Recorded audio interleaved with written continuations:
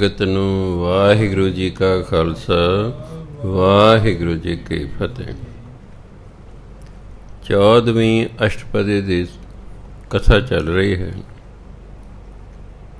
ਕੱਲ੍ਹ 4 ਬੰਦਾਂ ਤੱਕ ਕਥਾ ਹੋ ਗਈ ਸੀ। ਅੱਜ 5ਵੇਂ ਬੰਦ ਦੀ ਕਥਾ ਸ਼ੁਰੂ ਹੋਣੀ ਹੈ। ਉਹਦੀ ਪਹਿਲੀ ਪੰਕਤੀ ਹੈ, ਜਿਸ ਕੋ ਹਰ ਪ੍ਰਭ ਮਨ ਚਿਤ ਆਵੈ। ਜਿਸ ਕੋ ਹਰ ਪ੍ਰਭ ਮਨ ਚਿਤ ਆਵੈ, ਸੋ ਸੰਤ ਸੁਹੇਲਾ ਨਹੀਂ ਡੁਲਾਵੈ। ਵੀ ਜਿਸ ਨੂੰ ਪਰਮਾਤਮਾ ਮਨ ਵਿੱਚ ਅਤੇ ਚਿੱਤ ਵਿੱਚ ਯਾਦ ਆਉਂਦਾ ਰਹਿੰਦਾ ਹੈ, ਭਾਵ ਜਿਸ ਨੂੰ ਪਰਮਾਤਮਾ ਹਰ ਵਕਤ ਯਾਦ ਆਉਂਦਾ ਰਹਿੰਦਾ ਹੈ, ਸੋ ਸੰਤ। ਅਸਲ 'ਚ ਉਹ ਸੰਤ ਹੈ। ਕਿ ਗੁਰਬਾਣੀ ਇੱਕ ਥਾਂ ਲਿਖਿਆ ਨਾ, ਜਿਨ੍ਹਾਂ ਸਾਸ ਗਰਾਸ ਨ ਵਿਸਰੈ, ਹਰ ਨਾਮਾ ਮਨ ਮੰਤ, ਧਨ ਸਈ ਨਾਨਕਾ ਪੂਰਨ ਸੋਈ ਸੰਤ। ਜਿਹਨੂੰ ਹਰ ਵਕਤ ਪਰਮਾਤਮਾ ਯਾਦ ਰਹੇ, ਕਹਿੰਦੇ ਉਹ ਸੰਤ ਹੁੰਦਾ ਹੈ। ਇਸ ਲਈ ਕਹਿੰਦੇ, ਜਿਸ ਕੋ ਹਰ ਪ੍ਰਭ ਮਨ ਚਿਤ ਆਵੈ। ਜਿਸ ਨੂੰ ਪਰਮਾਤਮਾ ਹਮੇਸ਼ਾ ਯਾਦ ਆਈ ਜਾਂਦਾ ਹੈ, ਮਨ ਕਰਕੇ ਚਿੱਤ ਕਰਕੇ, ਸੋ ਸੰਤ ਸੁਹੇਲਾ। ਸੁਹੇਲਾ ਮੈਨੇ ਸੁਖੀ, ਦੁਹੇਲਾ ਮੈਨੇ ਦੁਖੀ। ਉਹ ਸੰਤ ਸੁਖੀ ਰਹਿੰਦਾ ਹੈ, ਨਹੀਂ ਡੁਲਾਵੈ। ਉਹਦਾ ਮਨ ਡੋਲਦਾ ਨਹੀਂ। ਨਾਮ ਜਪ ਜਪ ਕੇ ਉਹਦਾ ਮਨ ਅਡੋਲ ਹੋ ਜਾਂਦਾ ਹੈ। ਸਾਡਾ ਮਨ ਤੇ ਡੋਲਦਾ ਰਹਿੰਦਾ ਹੈ, ਕਦੇ ਕਿਤੇ ਕਦੇ ਕਿਤੇ। ਤੇ ਕਹਿੰਦੇ ਨੇ ਵੀ ਸਭ ਤੋਂ ਤੇਜ਼ ਰਫਤਾਰ ਸੰਸਾਰ 'ਚ ਕਿਹਦੀ ਹੈ? ਤੇ ਉਹ ਉੱਤਰ ਮਨ ਦੇ। ਮਨ 1 ਸੈਕਿੰਡ ਵਿੱਚ ਵੀ ਜਿਹੜੇ ਰਿਸ਼ਤੇਦਾਰ ਆਪਣੇ ਬਾਹਰਲੇ ਦੇਸ਼ ਦੇ ਉੱਥੇ ਚਲਾ ਜਾਂਦਾ। ਇੰਨੀ ਸਪੀਡ ਹੋਰ ਕਿਸੇ ਵੀ ਮਸ਼ੀਨਰੀ ਦੀ ਨਹੀਂ ਜਿੰਨੀ ਮਨ ਦੀ ਹੈ। ਮਨ ਪਾਰੇ ਦੀ ਨਿਆਈ ਹੈ। ਜਿਹੜੇ ਬੱਚੇ ਸਾਇੰਸ ਪੜ੍ਹਦੇ ਨੇ, ਸਾਇੰਸ ਨੂੰ ਕਦੇ ਪਾਰਾ ਵੇਖਿਆ ਹੋਣਾ? ਉਹਨੂੰ ਕਾਗਜ਼ 'ਤੇ ਰੱਖੋ ਚਾਹੇ ਕਿਸੇ ਚੀਜ਼ ਰੱਖੋ, ਉਹ ਡੋਲੀ ਜਾਂਦਾ, ਟਿਕਦਾ ਨਹੀਂ ਹੈ। ਉਹ ਪਾਰਾ ਇੱਕ ਥਾਂ 'ਤੇ ਟਿਕਦਾ ਨਹੀਂ। ਇਸ ਤਰ੍ਹਾਂ ਮਨ ਵੀ ਪਾਰੇ ਦੀ ਨਿਆਈ ਹੈ, ਇਹ ਡੋਲਦਾ ਰਹਿੰਦਾ ਹੈ। ਪਰ ਜਿਹਨੂੰ ਪਰਮਾਤਮਾ ਸਦਾ ਹੀ ਯਾਦ ਰਹਿੰਦਾ ਹੈ, ਉਹ ਬਣ ਜਾਂਦਾ ਸੰਤ, ਅਤੇ ਉਹ ਰਹਿੰਦਾ ਸੁਖੀ, ਅਤੇ ਉਹਦਾ ਮਨ ਫਿਰ ਡੋਲਦਾ ਨਹੀਂ ਹੈ।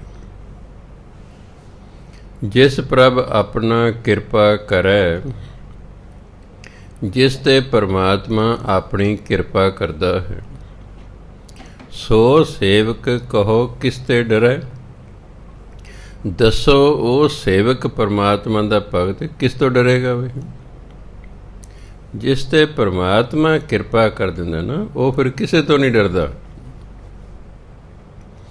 ਉਹ ਬੰਦ 'ਤੇ ਉਹਦੇ ਕੱਟੇ ਜਾ ਸਕਦੇ ਨੇ, ਉਹਨੂੰ ਆਰੇ ਨਾਲ ਚੀਰਿਆ ਤੇ ਜਾ ਸਕਦਾ ਹੈ, ਉਹਦੀ ਖੋਪਰੀ 'ਤੇ ਲਾਹੀ ਜਾ ਸਕਦੀ ਹੈ, ਉਹਦੇ ਬੱਚਿਆਂ ਦੇ ਟੁਕੜੇ ਕਰ ਕਰਕੇ ਉਹਨਾਂ ਦੇ ਗਲ 'ਚ ਪਾਏ ਜਾ ਸਕਦੇ ਨੇ, ਪਰ ਉਹ ਜ਼ੁਲਮ ਦੇ ਅੱਗੇ ਡੋਲਦੇ ਨਹੀਂ ਹੈ, ਅਡੋਲ ਰਹਿੰਦੇ ਨੇ। ਕਿਉਂ? ਪਰਮਾਤਮਾ ਦੀ ਉਹਨਾਂ 'ਤੇ ਕਿਰਪਾ।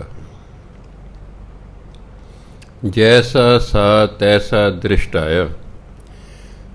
ਪਰਮਾਤਮਾ ਦੇ ਜਿਹੜੇ ਸੇਵਕ ਨੇ, ਪਰਮਾਤਮਾ ਜਿਹੋ ਜਿਹਾ ਹੈ ਉਸ ਰੂਪ 'ਚ ਉਹਨਾਂ ਨੂੰ ਦਿਸ ਪੈਂਦੇ ਨੇ। ਪਰਮਾਤਮਾ ਜਿਸ ਰੂਪ 'ਚ ਹੈ, ਉਸੇ ਰੂਪ 'ਚ ਉਹਦੇ ਸੇਵਕਾਂ ਨੂੰ ਦਿਸਦਾ ਹੋ। ਫਿਰ ਸੇਵਕਾਂ ਨੂੰ ਕੀ ਪਤਾ ਲੱਗਦਾ? ਆਪਣੇ ਕਾਰਜ ਮਹਿ ਆਪ ਸਮਾਇਆ। ਵੀ ਪਰਮਾਤਮਾ ਆਪਣਾ ਕਾਰਜ ਪਾਵਾ ਸ੍ਰਿਸ਼ਟੀ ਜਿਹੜੀ ਹੈ, ਪਰਮਾਤਮਾ ਆਪਣੀ ਸ੍ਰਿਸ਼ਟੀ ਦੇ ਹਰ ਇੱਕ ਚੀਜ਼ ਦੇ ਵਿੱਚ ਸਮਾਇਆ ਹੋਇਆ ਹੈ, ਭਾਵ ਹਰ ਇੱਕ ਦੇ ਵਿੱਚ ਪਰਮਾਤਮਾ ਵਸਦਾ ਹੈ। ਜੋ ਵੀ ਪਰਮਾਤਮਾ ਨੇ ਬਣਾਇਆ ਹੈ, ਪਰਮਾਤਮਾ ਉਹਦੇ ਵਿੱਚ ਵਸਦਾ ਹੈ। ਇਸ ਲਈ ਉਹਨੂੰ ਪੁਰਖ ਕਹਿੰਦੇ ਨੇ, ਕਰਤਾ ਪੁਰਖ। ਪਰਮਾਤਮਾ ਕਰਤਾ ਵੀ ਹੈ, ਬਣਾਉਣ ਵਾਲਾ ਵੀ ਹੈ। ਪੁਰਖ ਦਾ ਮਤਲਬ ਹੈ ਜੋ ਉਸਨੇ ਬਣਾਇਆ ਹੈ ਉਹਦੇ ਵਿੱਚ ਵੀ ਹੈ ਉਹ। ਉਹਨੇ ਜੋ ਬਣਾਇਆ ਉਸ ਤੋਂ ਅਲੱਗ ਨਹੀਂ ਹੈ। ਪਰਮਾਤਮਾ ਸਾਡੇ ਵਿੱਚ ਵੀ ਹੈ, ਜਿੰਨੇ ਬੈਠੇ ਹਰ ਇੱਕ ਦੇ ਅੰਦਰ ਪਰਮਾਤਮਾ ਹੈ। ਕੀੜੀ ਤੋਂ ਲੈ ਕੇ ਹਾਥੀ ਤੱਕ, ਚਾਹੇ ਜੀਵ ਛੋਟਾ ਹੈ ਚਾਹੇ ਵੱਡਾ ਹੈ, ਪਰਮਾਤਮਾ ਹਰ ਇੱਕ ਦੇ ਵਿੱਚ ਹੈ। ਹਾਂ, ਸਿਰਫ ਇੰਨਾ ਹੀ ਫਰਕ ਹੈ ਕਿ ਸਿਰਫ ਮਨੁੱਖਾ ਜੀਵਨ ਹੀ ਇੱਕ ਐਸਾ ਹੈ, ਮਨੁੱਖਾ ਜੂਨੀ ਹੀ ਇੱਕ ਐਸੀ ਹੈ ਜਿਸ ਦੇ ਵਿੱਚ ਪਰਮਾਤਮਾ ਨੂੰ ਪ੍ਰਗਟ ਕੀਤਾ ਜਾ ਸਕਦਾ। ਹੋਰ ਕੋਈ ਜੂਨੀ ਆਪਣੇ ਅੰਦਰੋਂ ਪਰਮਾਤਮਾ ਨੂੰ ਪ੍ਰਗਟ ਨਹੀਂ ਕਰ ਸਕਦੀ। ਸਿਰਫ ਇੱਕ ਮਨੁੱਖ ਹੈ ਜੋ ਆਪਣੇ ਅੰਦਰੋਂ ਪਰਮਾਤਮਾ ਨੂੰ ਪ੍ਰਗਟ ਕਰ ਸਕਦਾ ਹੈ, ਕਿਉਂਕਿ ਪਰਮਾਤਮਾ ਨੇ ਜਿੰਨਾ ਦਿਮਾਗ ਮਨੁੱਖ ਨੂੰ ਦਿੱਤਾ ਹੋਇਆ ਉਹਨਾਂ ਹੋਰ ਕਿਸੇ ਵੀ ਜੂਨੀ ਨੂੰ ਨਹੀਂ ਦਿੱਤਾ ਹੋਇਆ। ਇਹ ਤਾਂ ਸਾਡੀ ਆਪਣੀ ਢਿੱਲ ਹੈ। ਪਰਮਾਤਮਾ ਸਾਡੇ ਅੰਦਰ ਹੈ, ਉਹਦਾ ਨਾਮ ਜਪ ਜਪ ਜਪ ਜਪ ਕੇ ਉਹਨੂੰ ਆਪਣੇ ਅੰਦਰੋਂ ਪ੍ਰਗਟ ਕੀਤਾ ਜਾ ਸਕਦਾ ਹੈ। ਧਿਆਨ ਦੇਣਾ, ਜੋ ਚੀਜ਼ ਗੁਪਤ ਹੁੰਦੀ ਹੈ ਨਾ, ਉਸ ਤੋਂ ਅਸੀਂ ਕੋਈ ਲਾਭ ਨਹੀਂ ਉਠਾ ਸਕਦੇ। ਲੱਖਾਂ ਸਾਲਾਂ ਤੱਕ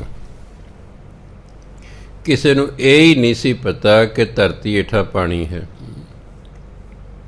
ਪਤਾ ਹੀ ਨਹੀਂ ਸੀ। ਇਸ ਲਈ ਸਾਰੇ ਲੋਕ ਦਰਿਆਵਾਂ ਦੇ ਕੰਢਿਆਂ 'ਤੇ ਰਹਿੰਦੇ ਸਨ। ਸਾਰੀ ਵਸੋਂ ਦਰਿਆਵਾਂ ਦੇ ਕੰਢਿਆਂ 'ਤੇ ਹੁੰਦੀ ਸੀ ਕਿ ਪਾਣੀ ਤੋਂ ਬਿਨਾਂ ਸਰਦਾ ਨਹੀਂ ਬੰਦੇ ਦਾ। ਜਦੋਂ ਫਿਰ ਕਿਸੇ ਨੇ, ਕਿਉਂਕਿ ਪਾਣੀ ਜਿਹੜਾ ਹੈ ਕਿਤੇ ਧਰਤੀ ਦੇ ਨੇੜੇ ਹੁੰਦਾ ਹੈ, ਕਿਤੇ ਤਾਂ ਦੂਰ ਹੁੰਦਾ ਹੈ। ਕਈ ਥਾਵਾਂ 'ਤੇ ਜਦੋਂ ਸਾਡੇ ਜੀਜਾ ਜੀ ਨੇ ਯੂਪੀ ਜਾ ਕੇ ਜ਼ਮੀਨ ਖਰੀਦੀ, ਉਹਨਾਂ ਨੇ ਘਰ ਦੇ ਵਿੱਚ ਹੀ ਟੋਇਆ ਪੁੱਟਿਆ ਹੋਇਆ ਸੀ। 5 ਫੁੱਟ 'ਤੇ ਪਾਣੀ ਸੀ ਬਸ। ਉਹ ਜਿਹੜਾ ਹੈ ਉਹਨੇ ਥੋੜ੍ਹੀ ਰੱਸੀ ਜਿਹੀ ਬੰਨੀ ਸੀ ਬਾਲਟੀ ਨਾਲ, ਉਹ ਆਰਾਮ ਨਾਲ ਹੀ ਪਾਣੀ ਵਿੱਚੋਂ ਕੱਢ ਲਿਆ ਕਰਦੇ ਸਨ। ਹੁਣ ਡੂੰਘਾ ਹੁੰਦਾ ਹੁੰਦਾ ਪਾਣੀ ਉੱਥੇ 70-80 ਫੁੱਟ ਤੱਕ ਚਲਿਆ ਗਿਆ ਹੈ। ਕਿਸੇ ਥਾਂ 'ਤੇ ਪਾਣੀ ਨੀਵਾਂ ਹੋਣੇ, ਭਾਵ ਧਰਤੀ ਦੇ ਨੇੜੇ ਹੋਣੇ।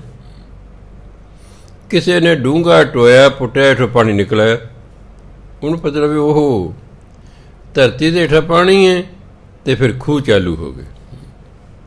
ਫਿਰ ਖੂਹ ਪੁੱਟ ਲਏ ਗਏ। ਫਿਰ ਪਾਣੀ ਜਿੱਥੇ ਮਿਲਦਾ ਸੀ ਫਿਰ ਉੱਥੇ ਆਬਾਦੀ ਹੋਣੀ ਸ਼ੁਰੂ ਹੋ ਗਈ। ਉਹ ਪਾਣੀ ਨਾਲ ਫਿਰ ਖੇਤੀਬਾੜੀ ਹੋਣੀ ਸ਼ੁਰੂ ਹੋ ਗਈ। ਜਿੰਨਾ ਚਿਰ ਨਹੀਂ ਸੀ ਪਤਾ ਪਾਣੀ ਗੁਪਤ ਸੀ, ਮਨੁੱਖ ਉਸ ਤੋਂ ਕੋਈ ਲਾਭ ਨਾ ਉਠਾ ਸਕਿਆ। ਹੁਣ ਜਦੋਂ ਦੇ ਦਰਖਤ ਬਣੇ ਹੋਏ ਨੇ, ਅੱਗ ਤੇ ਉਦੋਂ ਦੀ ਹੀ ਦਰਖਤਾਂ 'ਚ, ਪਰ ਨਾ ਪਤਾ ਹੋਣ ਕਰਕੇ ਮਨੁੱਖ ਕੱਚਾ ਮਾਸ ਸਦੀਆਂ ਤੱਕ ਖਾਂਦਾ ਰਿਹਾ, ਕਿਉਂਕਿ ਅੱਗ ਦੀ ਕਾਢ ਹੀ ਨਹੀਂ ਸੀ, ਅੱਗ ਦਾ ਪਤਾ ਕੋਈ ਨਹੀਂ ਸੀ, ਇਸੇ ਪਕਾ ਕੇ ਤੇ ਭੁੰਨ ਕੇ ਖਾ ਹੀ ਨਹੀਂ ਸੀ ਸਕਦਾ। ਜਦੋਂ ਅੱਗ ਦੀ ਕਾਢ ਨਿਕਲੀ ਫਿਰ ਦੇਖੋ ਕਿੰਨਾ ਕੁਛ ਹੋ ਗਿਆ। ਫਿਰ ਮਨੁੱਖ ਨੇ ਉਸ ਅੱਗ ਤੋਂ ਕਿੰਨੇ ਲਾਭ ਉਠਾਏ। ਇਸ ਲਈ ਜਿਹੜਾ ਮਨੁੱਖ ਆਪਣੇ ਅੰਦਰੋਂ ਪਰਮਾਤਮਾ ਨੂੰ ਪ੍ਰਗਟ ਕਰ ਲੈਂਦਾ ਹੈ, ਬਸ ਉਹਦੀ ਤਾਂ ਫਿਰ ਬੱਲੇ ਬੱਲੇ ਹੁੰਦੀ, ਉਹਨੂੰ ਤਾਂ ਕਿਸੇ ਚੀਜ਼ ਦੀ ਕਮੀ ਹੀ ਨਹੀਂ ਰਹਿੰਦੀ, ਕਿਉਂਕਿ ਪਰਮਾਤਮਾ ਹੈਗਾ ਦਾਤਾ, ਅਤੇ ਜਿਹਨੇ ਦਾਤੇ ਨੂੰ ਹੀ ਪ੍ਰਾਪਤ ਕਰ ਲਿਆ, ਦਾਤਾ ਤਾਂ ਆਪੇ ਹੀ ਉਸ ਕੋਲ ਆ ਜਾਂਦੀ। ਇਸ ਲਈ ਧਰਮ ਕਹਿੰਦਾ, ਜਿੱਥੇ ਤੁਸੀਂ ਸੰਸਾਰਿਕ ਕਾਰ ਵਿਹਾਰ ਕਰਨੇ ਨੇ ਆਪਣੇ ਪਰਿਵਾਰ ਨੂੰ ਪਾਲਣ ਲਈ, ਉੱਥੇ ਵੱਧ ਤੋਂ ਵੱਧ ਸਮਾਂ ਲਾ ਕੇ ਭਜਨ ਬੰਦਗੀ ਕਰਕੇ ਆਪਣੇ ਅੰਦਰੋਂ ਪਰਮਾਤਮਾ ਨੂੰ ਪ੍ਰਗਟ ਕਰ ਲਓ। ਫਿਰ ਹਮੇਸ਼ਾ ਹਮੇਸ਼ਾ ਲਈ ਤੁਹਾਡਾ ਜੰਮਣ ਮਰਨ ਦਾ ਚੱਕਰ ਖਤਮ ਹੋ ਜਾਵੇਗਾ। ਸੋ ਇਸ ਲਈ ਜਿਹੜਾ ਸੇਵਕ ਹੁੰਦਾ, ਉਹ ਪਰਮਾਤਮਾ ਜਿਹੋ ਜਿਹਾ ਵੀ ਹੈ ਉਹੋ ਜਿਹਾ ਉਸ ਨੂੰ ਦਿਸ ਪੈਂਦਾ ਹੈ, ਕਿ ਉਹਨੂੰ ਇਹ ਵੀ ਪਤਾ ਲੱਗਦਾ ਹੈ ਕਿ ਪਰਮਾਤਮਾ ਆਪਣੀ ਬਣਾਈ ਹੋਈ ਸ੍ਰਿਸ਼ਟੀ ਦੇ ਵਿੱਚ ਹੀ ਸਮਾਇਆ ਹੋਇਆ ਹੈ। ਸੋਧਤ ਸੋਧਤ ਸੋਧਤ ਸੀਜਿਆ। ਸੋਧਣਾ ਹੁੰਦਾ ਕਿਸੇ ਚੀਜ਼ ਨੂੰ ਬੜੇ ਧਿਆਨ ਨਾਲ ਪੜ੍ਹਨਾ, ਉਸ 'ਤੇ ਵਿਚਾਰ ਕਰਨਾ। ਕਿਉਂਕਿ ਕਿਸੇ ਚੀਜ਼ ਨੂੰ ਸਮਝਣ ਲਈ ਉਹਨੂੰ ਪੜ੍ਹਨਾ ਹੁੰਦਾ, ਫਿਰ ਉਸ 'ਤੇ ਵਿਚਾਰ ਕਰਨੀ ਹੁੰਦੀ ਹੈ। ਨਿਰਾ ਪੜ੍ਹਨ ਨਾਲ ਗੱਲ ਨਹੀਂ ਬਣਦੀ। ਜੇ ਆਪਾਂ ਬਾਣੀ ਤੇ ਪੜ੍ਹ ਲਈ ਪਰ ਇਸ 'ਤੇ ਵਿਚਾਰ ਨਹੀਂ ਕੀਤੀ ਬਾਣੀ ਕੀ ਕਹਿੰਦੀ ਹੈ, ਤੇ ਫਿਰ ਸਾਨੂੰ ਪ੍ਰਾਪਤੀ ਤਾਂ ਕੋਈ ਹੋਣੀ ਨਹੀਂ ਹੈ। ਇਸ ਲਈ ਜਿਹੜੇ ਵਿਚਾਰ ਕਰਦੇ ਰਹਿੰਦੇ ਨੇ ਭਾਵ ਜਿਹੜੇ ਨਾਮ ਜਪਦੇ ਰਹਿੰਦੇ ਨੇ ਉਹ ਅਖੀਰ ਨੂੰ ਕਾਮਯਾਬ ਹੋ ਜਾਂਦੇ। ਸਿੱਝੇ ਕਾਮਯਾਬ ਹੋ ਗਿਆ। ਉਹ ਆਪਣੇ ਮਿਸ਼ਨ ਵਿੱਚ, ਆਪਣੇ ਉਦੇਸ਼ ਵਿੱਚ ਉਹ ਕਾਮਯਾਬ ਹੋ ਜਾਂਦੇ ਨੇ। ਗੁਰ ਪ੍ਰਸਾਦ ਤਤ ਸਭ ਬੁਝ। ਫਿਰ ਉਹਨਾਂ 'ਤੇ ਹੁੰਦੀ ਹੈ ਗੁਰੂ ਦੀ ਕਿਰਪਾ। ਜਦੋਂ ਗੁਰੂ ਦੀ ਕਿਰਪਾ ਹੁੰਦੀ ਹੈ ਤਤ ਹੁੰਦਾ ਪਰਮਾਤਮਾ। ਫਿਰ ਉਹਨਾਂ ਨੂੰ ਪਰਮਾਤਮਾ ਬਾਰੇ ਪਤਾ ਲੱਗ ਜਾਂਦਾ ਹੈ।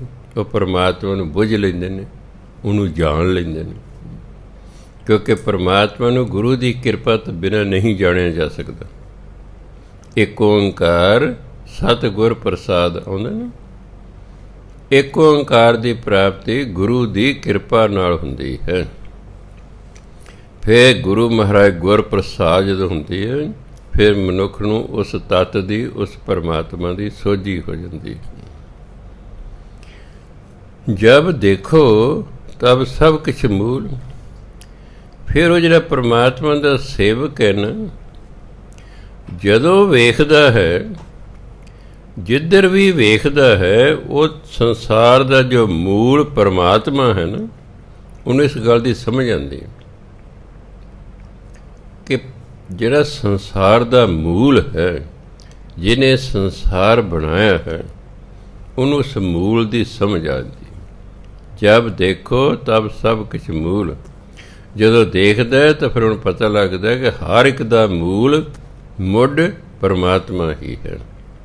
ਉੱਥੋਂ ਹੀ ਸਾਰਾ ਕੁਛ ਹੋਇਆ ਹੋਇਆ ਹੈ। ਫਿਰ ਉਹਨੂੰ ਇਹ ਵੀ ਪਤਾ ਲੱਗਦਾ ਨਾਨਕ ਸੋ ਸੂਖਮ ਸੋਈ ਅਸਥੂਲ। ਪਰਮਾਤਮਾ ਸੂਖਮ, ਜਿਹਨੂੰ ਹਿੰਦੀ ਕਹਿੰਦੇ ਸੂਖਸ਼ਮ, ਜਿਹੜਾ ਇਹਨਾਂ ਅੱਖਾਂ ਨਾਲ ਵਿਖਾਈ ਨਾ ਦੇਵੇ, ਹਿੰਦੀ 'ਚ ਉਹਨੂੰ ਕਹਿੰਦੇ ਸੂਖਸ਼ਮ। ਦੂਜਾ ਦਾ ਸਥੂਲ, ਜਿਹੜਾ ਇਹਨਾਂ ਅੱਖਾਂ ਨਾਲ ਦਿਸੇ। ਗੁਰਬਾਣੀ ਦੇ ਵਿੱਚ ਸਥੂਲ ਨੂੰ ਆੜਾ ਅੱਗੇ ਲਾ ਕੇ ਅਸਥੂਲ ਬਣਾਇਆ ਹੈ। ਇਹ ਅਸਥੂਲ ਨਹੀਂ ਹੈ। ਆੜਾ ਜਿਹੜਾ ਹੈ ਸਥੂਲ ਦਾ ਵਿਰੋਧੀ ਸ਼ਬਦ ਨਹੀਂ ਹੈ। ਜਿਵੇਂ ਸ਼ਬਦ ਹੈ ਸੰਸਕ੍ਰਿਤ ਦਾ ਗਮ, ਉਹਦਾ ਵਿਰੋਧੀ ਬਣਾਉਣਾ, ਆੜਾ ਅੱਗੇ ਲਾਤਾ ਬਣ ਗਿਆ ਅਗੰਮ। ਇਹਨੂੰ ਅਗਮ ਨਹੀਂ ਪੜ੍ਹਨਾ। ਬਹੁਤ ਸਾਰੇ ਪਾਠੀ ਕੀਰਤਨੀ ਇਸ ਨੂੰ ਅਗਮ ਪੜ੍ਹਦੇ ਨੇ। ਅਗਮ ਸ਼ਬਦ ਨਹੀਂ ਹੈ। ਸੰਸਕ੍ਰਿਤ ਦਾ ਸ਼ਬਦ ਹੈ ਗਮਯ। ਸੰਸਕ੍ਰਿਤ ਦਾ ਸ਼ਬਦ ਹੈ ਗਮਯ। ਉਸ ਤੋਂ ਬਣਾਇਆ ਗਮ। ਗਮ ਹੁੰਦਾ ਪਹੁੰਚਣਾ। ਅਗੰਮ ਜਿਸ ਤੱਕ ਪਹੁੰਚਿਆ ਨਾ ਜਾ ਸਕੇ, ਜਿਸ ਤੱਕ ਇੰਦਰੀਆਂ ਦੀ ਪਹੁੰਚ ਨਹੀਂ ਹੈ, ਉਹਨੂੰ ਲਿਖਿਆ ਅਗੰਮ। ਉਹਨੂੰ ਅਗਮ ਨਹੀਂ ਪੜ੍ਹਨਾ। ਇਹ ਸੰਸਕ੍ਰਿਤ ਦਾ ਸ਼ਬਦ ਹੈ, ਇਹਨੂੰ ਪੜ੍ਹਨਾ ਅਗੰਮ। ਇਸੇ ਤਰ੍ਹਾਂ ਹੀ ਇਹ ਅਸਥੂਲ ਨਹੀਂ ਪੜ੍ਹਨਾ। ਇਹ ਇੱਕੋ ਸ਼ਬਦ ਹੈ। ਜੇ ਸਥੂਲ ਦਾ ਵਿਰੋਧੀ ਸ਼ਬਦ ਹੁੰਦਾ ਫਿਰ ਪੜ੍ਹਦੇ ਅਸਥੂਲ। ਇਹ ਇੱਕੋ ਸ਼ਬਦ ਹੈ, ਇਹਨੂੰ ਪੜ੍ਹਨਾ ਅਸਥੂਲ। ਪਰਮਾਤਮਾ ਸੂਖਸ਼ਮ ਵੀ ਹੈ, ਭਾਵ ਜਿਹਨੂੰ ਗੁਰਬਾਣੀ ਨਿਰਗੁਣ ਕਿਹਾ ਹੈ। ਪਰਮਾਤਮਾ ਸਥੂਲ ਵੀ ਹੈ, ਜਿਹਨੂੰ ਸਰਗੁਣ ਕਿਹਾ ਗਿਆ। ਨਿਰਗੁਣ ਪਰਮਾਤਮਾ ਦਾ ਉਹ ਰੂਪ ਹੈ ਜਿਹੜਾ ਇਹਨਾਂ ਅੱਖਾਂ ਨਾਲ ਨਹੀਂ ਦਿਸਦਾ। ਸਰਗੁਣ ਉਹ ਸਰੂਪ ਹੈ ਜਿਹੜਾ ਇਹਨਾਂ ਅੱਖਾਂ ਨਾਲ ਦਿਸਦਾ ਹੈ। ਜੋ ਸੰਸਾਰ 'ਚ ਸਥੂਲ ਚੀਜ਼ਾਂ ਨੇ ਉਹ ਇਹਨਾਂ ਅੱਖਾਂ ਨਾਲ ਦਿਸਦੀਆਂ, ਪਰ ਬਹੁਤ ਸਾਰੀਆਂ ਐਸੀਆਂ ਚੀਜ਼ਾਂ ਨੇ ਜਿਹੜੀਆਂ ਇਹਨਾਂ ਅੱਖਾਂ ਨਾਲ ਨਹੀਂ ਦਿਸਦੀਆਂ, ਉਹ ਸੂਖਸ਼ਮ ਨੇ। ਸੋ ਪਰਮਾਤਮਾ ਹੀ ਸੂਖਸ਼ਮ ਹੈ, ਪਰਮਾਤਮਾ ਹੀ ਸਥੂਲ ਹੈ। ਅੱਗੇ ਕਹਿੰਦੇ ਨਹਿ ਕਿਛ ਜਨਮੈ ਨਹਿ ਕਿਛ ਮਰੈ। ਹਿੰਦੀ 'ਚ ਹੁੰਦਾ ਨੰਨਾ ਹਾਹਾ ਨਹਿ। ਜੇ ਕਿਤੇ ਫਾਰਸੀ ਦਾ ਸ਼ਬਦ ਲਾਈਨ ਕਿਤੇ ਫਾਰਸੀ ਦੀ ਹੁੰਦੀ ਫਿਰ ਆਪਾਂ ਪੜ੍ਹਦੇ ਨਾ ਕਿਛ ਜਨਮੈ ਨਾ ਕਿਛ ਮਰੈ। ਫਾਰਸੀ 'ਚ ਨੰਨੇ ਨੂੰ ਕਰਨਾ ਹਾ ਨਾ ਹੁੰਦਾ, ਹਿੰਦੀ 'ਚ ਨਹੀਂ ਹੁੰਦਾ। ਨਹਿ ਕਿਛ ਜਨਮੈ ਨਹਿ ਕਿਛ ਮਰੈ, ਨਾ ਹੀ ਕੁਝ ਜੰਮਦਾ ਨਾ ਹੀ ਕੋਈ ਮਰਦਾ। ਤੁਸੀਂ ਕਹੋ ਸਾਡੇ ਤੋਂ ਸਾਹਮਣੇ ਕਿੰਨੀ ਦੁਨੀਆ ਰੋਜ਼ ਜੰਮਦੀ ਕਿੰਨੀ ਮਰਦੀ ਹੈ। ਕਿਆ ਕੀੜੇ ਮਕੌੜੇ, ਕਿਆ ਪਸ਼ੂ, ਕਿਆ ਪੰਛੀ, ਕਿਆ ਮਨੁੱਖ। ਧਰਮ ਕਹਿੰਦੇ ਕੁਝ ਵੀ ਜੰਮਦਾ ਮਰਦਾ ਨਹੀਂ ਹੈ। ਜਿਸ ਦੇ ਆਸਰੇ ਸਾਡਾ ਸਰੀਰ ਖੜਾ ਹੈ ਉਹਨੂੰ ਕਹਿੰਦੇ ਨੇ ਆਤਮਾ। ਜਦੋਂ ਆਤਮਾ ਸਰੀਰ ਧਾਰਨ ਕਰਦੀ ਹੈ ਇਹਦਾ ਨਾਮ ਹੋ ਜਾਂਦਾ ਜੀਵ ਆਤਮਾ। ਇਹ ਜਿਹੜੇ ਆਤਮਾ ਹੈ ਇਹ ਜੰਮਦੀ ਮਰਦੀ ਨਹੀਂ, ਇਹ ਤਾਂ ਸਦੀਵੀ ਹੈ।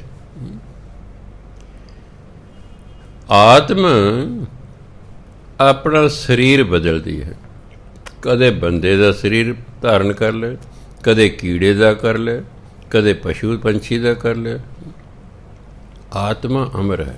ਜਿਵੇਂ ਤੁਸੀਂ ਜਿਹੜੇ ਹੁਣ ਕੱਪੜੇ ਪਾਏ ਹੋਏ ਨੇ, ਤੁਸੀਂ ਰਾਤ ਨੂੰ ਲਾ ਕੇ ਹੋਰ ਕੱਪੜੇ ਪਾ ਲਓਗੇ ਜਿਹਦੇ ਨਾਲ ਤੁਸੀਂ ਆਰਾਮ ਨਾਲ ਸੌਂ ਸਕੋ। ਤੁਸੀਂ ਉਹੀ ਹੋ, ਤੁਸੀਂ ਬਦਲਿਆ ਕੀ ਹੈ? ਕੱਪੜੇ। ਜਿਵੇਂ ਸਰੀਰ ਦੇ ਉੱਪਰ ਕੱਪੜੇ ਨੇ, ਕੱਪੜਾ ਸਰੀਰ ਨਹੀਂ ਹੈ, ਇਸੇ ਤਰ੍ਹਾਂ ਹੀ ਜੀਵ ਆਤਮਾ ਦੇ ਉੱਤੇ ਸਰੀਰ ਹੈ, ਜੀਵ ਆਤਮਾ ਸਰੀਰ ਨਹੀਂ ਹੈ। ਧਰਮ ਕਹਿੰਦਾ ਹੈ ਇਨਸਾਨ ਤੂੰ ਸਰੀਰ ਨਹੀਂ ਹੈ, ਤੂੰ ਸਰੀਰ ਦੇ ਵਿੱਚ ਰਹਿਣ ਵਾਲੀ ਆਤਮਾ ਹੈ।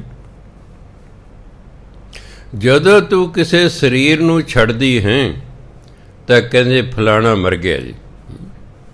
ਐਕਚੁਅਲੀ ਤੂੰ ਜਿਵੇਂ ਆਪਾਂ ਕੱਪੜੇ ਲਾ ਦਈਏ ਤੇ ਕੋਈ ਕਹੇ ਜੀ ਕੱਪੜੇ ਮਰ ਗਏ ਨੇ, ਤੇ ਹੋਰ ਪਾ ਲਈਏ ਤੇ ਕੋਈ ਕਹੇ ਜੀ ਕੱਪੜੇ ਜੰਮ ਪਏ ਨੇ। ਅਸੀਂ ਉਹੀ ਹਾਂ, ਆਤਮਾ ਉਹੀ ਹੈ। ਆਤਮਾ ਨਾ ਜੰਮਦੀ ਹੈ ਨਾ ਮਰਦੀ ਹੈ, ਸਿਰਫ ਸਰੀਰ ਬਦਲਦੀ ਹੈ। ਇਸ ਲਈ ਗੁਰਬਾਣੀ ਕੇ ਨਹਿ ਕਿਛ ਜਨਮੈ ਨਹਿ ਕਿਛ ਮਰੈ, ਨਾ ਕੁਝ ਜੰਮਦਾ ਨਾ ਕੁਝ ਮਰਦਾ ਹੈ। ਆਪਣ ਚਲਿਤ ਆਪ ਹੀ ਕਰੈ। ਪੂਰਾ ਸ਼ਬਦ ਹੈ ਚਲਿੱਤਰ, ਜਿਹਨੂੰ ਕੌਤਕ ਕਹਿੰਦੇ ਨੇ, ਜਿਹਨੂੰ ਕਹਿੰਦੇ ਨੇ ਕੌਤਕ। ਪਰਮਾਤਮਾ ਆਪਣਾ ਕੌਤਕ ਆਪ ਹੀ ਕਰ ਰਿਹਾ ਹੈ। ਆ ਸ੍ਰਿਸ਼ਟੀ ਬਣਾਈ ਉਹਦਾ ਕੌਤਕ ਹੈ, ਜੀਵ ਜੰਤੂ ਬਣਾਏ ਉਹਦਾ ਕੌਤਕ ਹੈ, ਦੇਖਣ ਨੂੰ ਕੋਈ ਜੰਮ ਰਿਹਾ ਕੋਈ ਮਰ ਰਿਹਾ ਉਹਦਾ ਕੌਤਕ ਹੈ। ਇਹ ਤੇ ਉਹਦਾ ਕੌਤਕ ਹੈ ਤੇ ਉਹਦਾ ਤਮਾਸ਼ਾ ਹੈ। ਇਸ ਦਸਮ ਪਾਤਸ਼ਾਹ ਕਹਿੰਦੇ ਦੇਖਣ ਆਇਓ ਜਗਤ ਤਮਾਸ਼ਾ। ਕਹਿੰਦੇ ਮੈਂ ਤੇ ਸੰਸਾਰ ਰੂਪੀ ਤਮਾਸ਼ੇ ਨੂੰ ਵੇਖਣਾ ਹੈ। ਜਿਹੜਾ ਵੇਖ ਰਿਹਾ ਹੁੰਦਾ ਉਹ ਤਮਾਸ਼ੇ ਦਾ ਹਿੱਸਾ ਨਹੀਂ ਹੁੰਦਾ। ਤਮਾਸ਼ਾ ਹੋਰ ਚੀਜ਼ ਹੈ, ਵੇਖਣ ਵਾਲਾ ਹੋਰ ਚੀਜ਼ ਹੈ।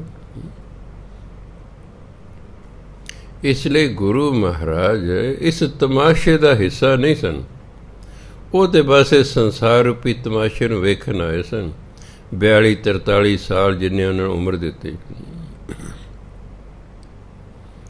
ਇਸ ਲਈ ਪਰਮਾਤਮਾ ਆਪਣਾ ਤਮਾਸ਼ਾ ਆਪ ਹੀ ਕਰਦਾ ਹੈ, ਆਪਣੇ ਕੌਤਕ ਆਪ ਹੀ ਕਰਦਾ। ਆਵਨ ਜਾਵਨ ਦ੍ਰਿਸ਼ਟ ਅਨਦ੍ਰਿਸ਼ਟ।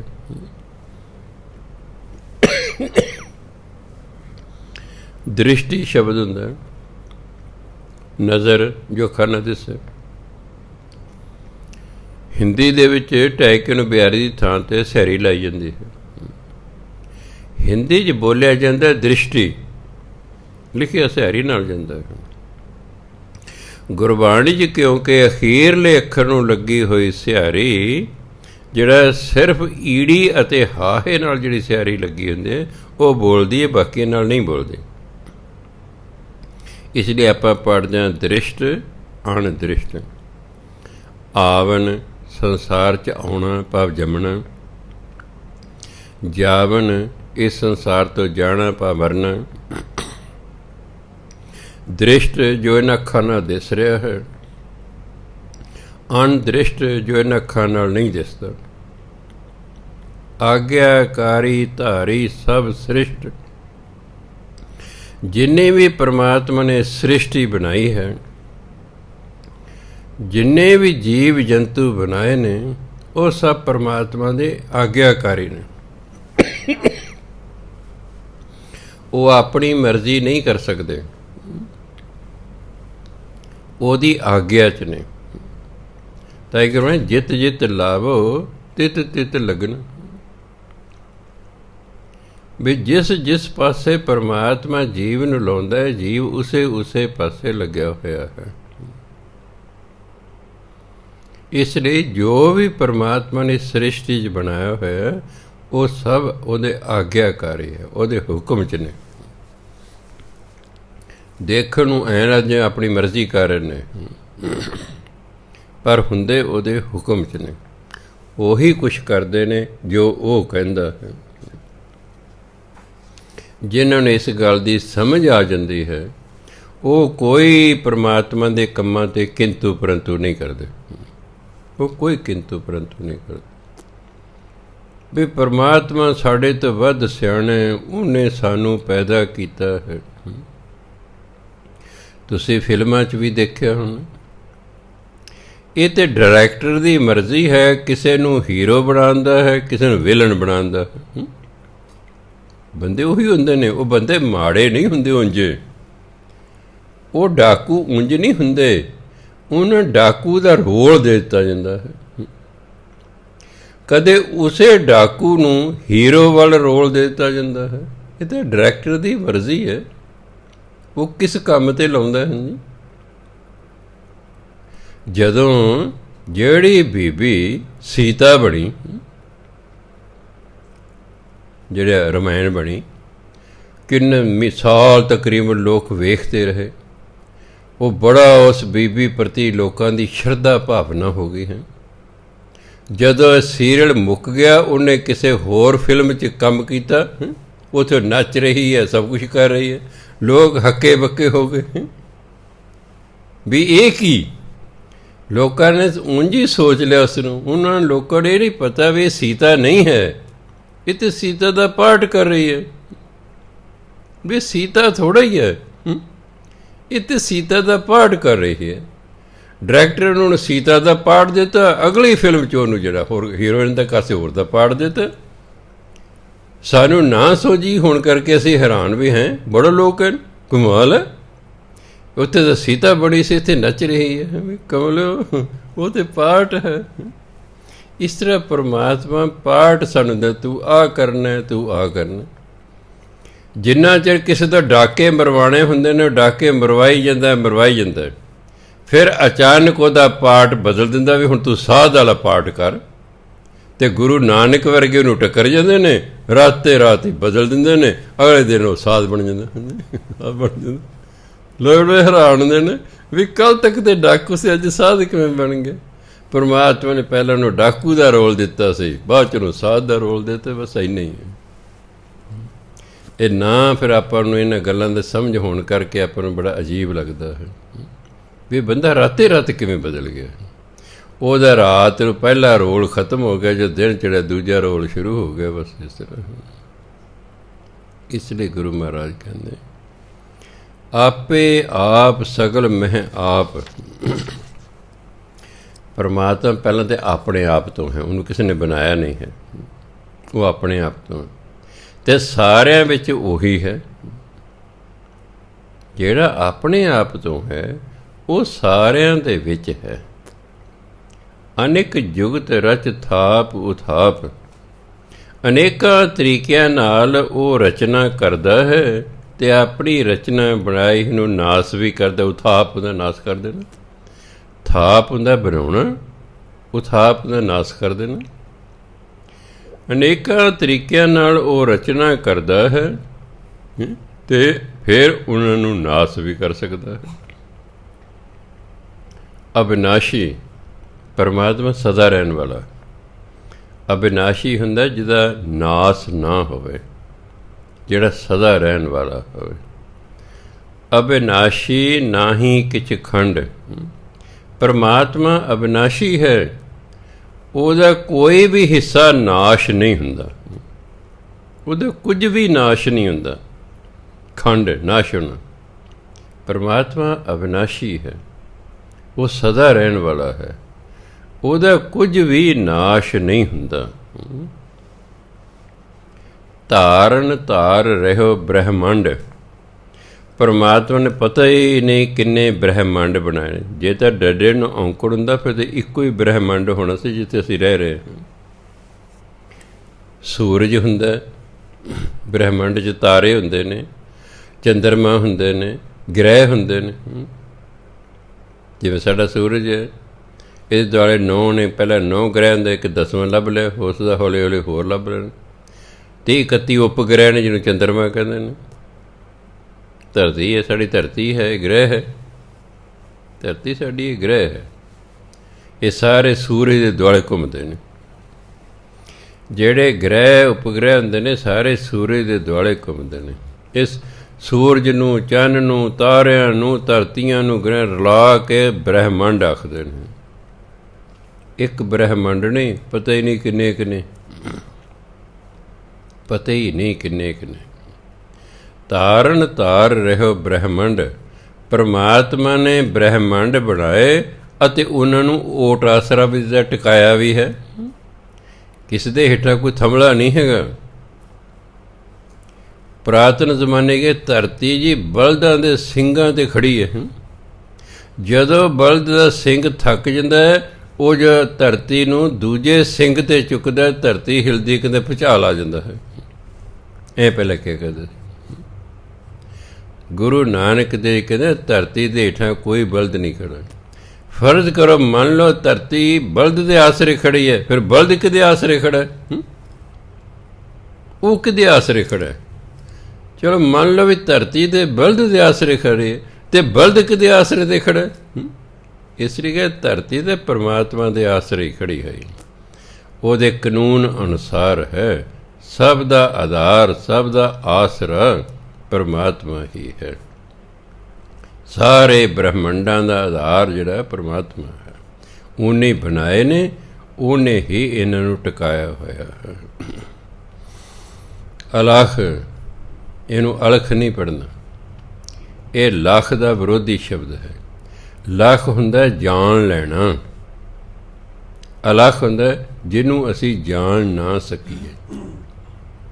ਭੇਵ ਹੁੰਦਾ ਜਿਹਦਾ ਸਾਨੂੰ ਭੇਦ ਪਤਾ ਲੱਗ ਜੇ, ਅਭੇਵ ਜਿਹਦਾ ਭੇਦ ਨਾ ਪਤਾ ਲੱਗੇ। ਪਰਮਾਤਮਾ ਅਲਖ ਹੈ, ਅਸੀਂ ਉਹਨੂੰ ਸਾਰੇ ਨੂੰ ਜਾਣ ਨਹੀਂ ਸਕਦੇ। ਅਭੇਵ ਹੈ, ਅਸੀਂ ਉਹਦਾ ਭੇਦ ਨਹੀਂ ਪਾ ਸਕਦੇ। ਉਹ ਪੁਰਖ ਹੈ, ਉਹ ਸਾਰਿਆਂ ਦੇ ਵਿੱਚ ਬਿਰਾਜਮਾਨ ਹੈ। ਪ੍ਰਤਾਪ ਹੈ ਉਹਦਾ, ਉਹ ਬੜੇ ਤਪ ਤੇਜ ਵਾਲਾ ਹੈ। ਪਰਮਾਤਮਾ ਅਲਖ ਹੈ, ਜਿਹੜਾ ਸਾਡੀ ਸਮਝ ਤੋਂ ਉੱਪਰ ਹੈ। ਅਭੇਵ ਹੈ, ਜਿਹਦਾ ਭੇਦ ਅਸੀਂ ਨਹੀਂ ਜਾਣ ਸਕਦੇ। ਉਹ ਪੁਰਖ ਹੈ ਅਤੇ ਉਹਦਾ ਬੜਾ ਪ੍ਰਤਾਪ ਹੈ, ਤਪ ਤੇਜ ਹੈ। ਇਹੋ ਜਿਹਾ ਪਰਮਾਤਮਾ ਆਪ ਜਪਾਏ ਤਾਂ ਨਾਨਕ ਜਪ। ਪਰਮਾਤਮਾ ਜੇ ਕਿਸੇ ਤੋਂ ਆਪ ਨਾਮ ਜਪਵਾਉਂਦਾ ਨਾ, ਤਾਂ ਹੀ ਉਹ ਬੰਦਾ ਜਪਦਾ। ਪਰਮਾਤਮਾ ਸੋਝੀ ਦਿੰਦਾ, ਪਰਮਾਤਮਾ ਸਮਰੱਥਾ ਦਿੰਦਾ। ਮੈਂ ਤੇ ਰਘਬੀਰ ਸਿੰਘ ਨੇ ਕਿਸੇ ਤੋਂ ਕਥਾ ਸਿੱਖੀ ਨਹੀਂ, ਨਾ ਰਘਬੀਰ ਸਿੰਘ ਜਿਹੜੇ ਮੇਰੇ ਤੋਂ ਬਾਅਦ ਕਥਾ ਕਰਨਾ, ਉਹਨਾਂ ਕਿਸੇ ਤੋਂ ਸਿੱਖੀ ਹੈ। ਅਸੀਂ ਕਿਸੇ ਡੇਰਿਆਂ 'ਤੇ ਨਹੀਂ ਰਹੇ, ਅਸੀਂ ਕਿਸੇ ਤੋਂ ਕਥਾ ਸਿੱਖੀ ਨਹੀਂ, ਬਸ ਇਹ ਦਾਤੇ ਦੀ ਕਿਰਪਾ ਹੈ। ਦਾਤੇ ਦੀ ਕਿਰਪਾ ਹੈ, ਉਹ ਸੋਝੀ ਬਖਸ਼ਣ ਵਾਲਾ ਹੈ, ਉਹੀ ਕਥਾ ਕਰਾਉਣ ਵਾਲਾ ਹੈ। ਇਹ ਬੰਦੇ ਦੇ ਵੱਸ 'ਚ ਕੁਛ ਨਹੀਂ ਹੈਗਾ। ਉਹ ਜਪਵਾਉਂਦਾ ਤਾਂ ਬੰਦਾ ਨਾਮ ਜਪਦਾ। ਜਿਸ ਤੋਂ ਨਹੀਂ ਜਪਵਾਉਂਦਾ ਉਹਨੂੰ ਤੁਸੀਂ ਜਿੰਨਾ ਮਰਜ਼ੀ ਕਹੀ ਜਾਓ, ਉਹ ਨਹੀਂ ਜਪਦਾ, ਉਹ ਨਹੀਂ ਜਪਦਾ। ਜਿਸ 'ਤੇ ਉਹ ਕਿਰਪਾ ਕਰਦਾ, ਜਿਸ ਤੋਂ ਨਾਮ ਜਪਵਾਉਣਾ ਹੈ ਉਹ ਆਪੇ ਹੀ ਵਿਧ ਬਣ ਜਾਂਦੀ ਹੈ, ਉਹ ਨਾਮ ਜਪਣਾ ਸ਼ੁਰੂ ਕਰ ਦਿੰਦਾ, ਉਹਨੂੰ ਸੰਗਤ ਹੀ ਐਸੀ ਮਿਲ ਜਾਂਦੀ ਹੈ।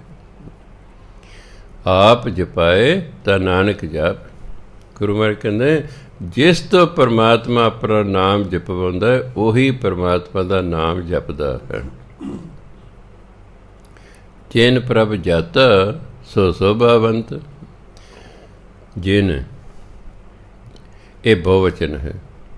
ਜੇ ਨੰਨੇ ਨੂੰ ਸਿਹਾਰੀ ਲਾ ਦੋ ਫਿਰ ਜਿਨ ਇੱਕ ਵਚਨ ਹੁੰਦਾ। ਜਿਸ ਨੇ, ਇਹ ਜੱਜਨ ਸਿਹਾਰੀ ਨੇ, ਜਿਨ, ਜਿਨ੍ਹਾਂ ਨੇ, ਬਹੁਵਚਨ ਹੈ। ਜੇ ਨੰਨੇ ਨੂੰ ਸਿਹਾਰੀ ਹੁੰਦੀ ਜਿਨ ਇੱਕ ਵਚਨ ਹੋਣਾ ਸੀ, ਜਿਸ ਨੇ ਫਿਰ ਅਰਥ ਹੋਣਾ ਸੀ ਜਿਸ ਨੇ। ਹੁਣ ਇਹ ਬਹੁਵਚਨ ਹੈ, ਜਿਨ੍ਹਾਂ ਨੇ। ਜਿਨ ਪ੍ਰਭ ਜਾਤਾ, ਜਿਨ੍ਹਾਂ ਨੇ ਪਰਮਾਤਮਾ ਨੂੰ ਜਾਣ ਲਿਆ ਸੋ ਸੋਭਾਵੰਤ, ਉਹਨਾਂ ਦੀ ਵਡਿਆਈ ਹੋਣੀ ਸ਼ੁਰੂ ਹੋ ਜਾਂਦੀ ਹੈ। ਉਹਨਾਂ ਦੀ ਬੜੀ ਸੋਭਾ ਹੁੰਦੀ ਹੈ। ਦੁਨੀਆ ਸੋਭਾ ਕਰ ਲੈ, ਸੰਤਾਂ ਮਹਾਤਮਾ ਦੇ ਗੁਰੂਆਂ ਦੀ ਦੇਖੋ ਕਿੰਨੀ ਵਡਿਆਈ ਹੁੰਦੀ ਹੈ। ਲੋਕ ਮੱਥੇ ਟੇਕਦੇ। ਆ ਗੁਰੂ ਗ੍ਰੰਥ ਸਾਹਿਬ ਸਾਡਾ ਗੁਰੂ ਹੈ। ਕਿੰਨੀ ਦੁਨੀਆ ਕਰੋੜਾਂ ਦੀ ਤਾਦਾਦ ਦੇ ਵਿੱਚ ਮੱਥੇ ਟੇਕਦੀ ਹੈ। ਕਿਉਂ? ਸਾਡੇ ਗੁਰੂਆਂ ਨੇ ਪਰਮਾਤਮਾ ਨੂੰ ਜਾਣ ਲਿਆ। ਇਸ ਲਈ ਉਹਨਾਂ ਦੀ ਸੋਭਾ ਦੂਰ ਦੂਰ ਦੂਰ ਦੂਰ ਤੱਕ ਫੈਲ ਗਈ ਅਤੇ ਸਦਾ ਲਈ ਰਹੇਗੀ, ਅਤੇ ਸਦਾ ਲਈ ਰਹੇਗੀ। ਇਸ ਲਈ ਜਿਨ੍ਹਾਂ ਨੇ ਪਰਮਾਤਮਾ ਨੂੰ ਜਾਣ ਲਿਆ ਉਹ ਹੋ ਗਏ ਸੋਭਾਵੰਤ। ਜਿਵੇਂ ਆਪਾਂ ਕਹਿੰਦੇ ਧਰਮਵੰਤ, ਧਨ ਵਾਲੇ, ਸੋਭਾਵੰਤ, ਸੋਭਾ ਵਾਲੇ, ਵਡਿਆਈ ਵਾਲੇ। ਸਗਲ ਸੰਸਾਰ ਉਧਰੈ ਤਿਨ ਮੰਤ। ਹੁਣ ਸੰਸਾਰ ਹਰਾਰੇ ਨੂੰ ਔਂਕੜ ਲਾਇਆ, ਸੰਸਾਰ ਇੱਕ ਵਚਨ ਬਣਾ ਦਿੱਤਾ ਹੈ। ਸਗਲ ਸੰਸਾਰ, ਸਾਰਾ ਸੰਸਾਰ, ਇਸ ਲਈ ਉਧਰੈ। ਸਾਰੇ ਸੰਸਾਰ ਦਾ ਤਿੰਨ ਮੰਤ ਉਹਨਾਂ ਦੇ ਉਪਦੇਸ਼ ਨਾਲ। ਮੰਤ ਹੁੰਦਾ ਉਪਦੇਸ਼। ਜਿਨ੍ਹਾਂ ਨੇ ਪਰਮਾਤਮਾ ਨੂੰ ਜਾਣ ਲਿਆ ਉਹਨਾਂ ਦੇ ਉਪਦੇਸ਼ ਨਾਲ ਸਾਰੇ ਸੰਸਾਰ ਦਾ ਭਲਾ ਹੁੰਦਾ। ਜਿਹੜਾ ਵੀ ਉਪਦੇਸ਼ ਸੁਣਦਾ ਹੈ ਉਹਦੇ ਭਲਾ ਹੁੰਦਾ। ਉਧਰੇ ਹੁੰਦਾ ਭਲਾ ਹੋ ਜਾਣਾ, ਪਾਰ ਉਤਾਰਾ ਹੋ ਜਾਣਾ। ਅਜੇ ਫਲਾਣੇ ਬੰਦੇ ਦਾ ਪਾਰ ਉਤਾਰਾ ਹੋ ਗਿਆ, ਭਾਵ ਦਾ ਭਲਾ ਹੋ ਗਿਆ। ਸਾਰਾ ਸੰਸਾਰ ਉਹਨਾਂ ਦੇ ਉਪਦੇਸ਼ ਨਾਲ ਭਲਾ ਹੁੰਦਾ, ਉਧਰ ਜਾਂਦਾ ਹੈ, ਪਾਰ ਉਤਾਰਾ ਹੁੰਦਾ ਸਾਰੇ ਸੰਸਾਰ ਦਾ। ਪ੍ਰਭ ਕੇ ਸੇਵਕ ਸਗਲ ਉਦਾਹਰਣ। ਜਿਹੜੇ ਪਰਮਾਤਮਾ ਦੇ ਸੇਵਕ ਭਾਵ ਭਗਤ ਹੁੰਦੇ ਨੇ ਉਹ ਸਾਰਿਆਂ ਦੇ ਪਾਰ ਉਤਾਰਾ ਕਰਦੇ ਨੇ, ਉਹ ਸਭ ਦਾ ਹੀ ਭਲਾ ਕਰਦੇ ਨੇ। ਪਰਮਾਤਮਾ ਦੇ ਭਗਤ ਤੇ ਭੇਜੇ ਸੰਸਾਰ 'ਚ ਇਸ ਲਈ ਕਿ ਜਾਓ ਤੁਸੀਂ ਸੰਸਾਰ ਦਾ ਜਾ ਕੇ ਭਲਾ ਕਰੋ। ਜਿਹੜੇ ਪਰਮਾਤਮਾ ਗੁਰੂ ਪੈਗੰਬਰ ਬਣਾ ਕੇ ਭੇਜਦਾ ਹੈ ਉਹ ਸੰਸਾਰ ਦੇ ਭਲੇ ਲਈ ਭੇਜਦਾ ਹੈ। ਪਹਿਲਾਂ ਉਹਨਾਂ ਨੂੰ ਆਪਣੇ ਬਾਰੇ ਦੱਸਦਾ ਹੈ, ਆਪਣੀ ਸਿੱਖਿਆ ਉਹਨਾਂ ਨੂੰ ਦਿੰਦਾ ਕਿ ਆਹ ਸਿੱਖਿਆ ਜਾ ਕੇ ਤੁਸੀਂ ਲੋਕਾਂ ਨੂੰ ਦੇਣੀ ਹੈ। ਆਹ ਸਿੱਖਿਆ ਜਾ ਕੇ ਲੋਕਾਂ ਨੂੰ ਦੇਣੀ ਹੈ। ਗੁਰੂਆਂ ਨੇ ਉਹੀ ਸਿੱਖਿਆ ਆ ਕੇ ਸੰਸਾਰ ਨੂੰ ਦਿੱਤੀ ਜਿਹੜੀ ਪਰਮਾਤਮਾ ਨੇ ਉਹਨਾਂ ਨੂੰ ਕਿਹਾ। ਆਪਣੇ ਵੱਲੋਂ ਤੁਹਾਨੂੰ ਕੁਛ ਕਿਹਾ ਹੀ ਨਹੀਂ ਹੈ।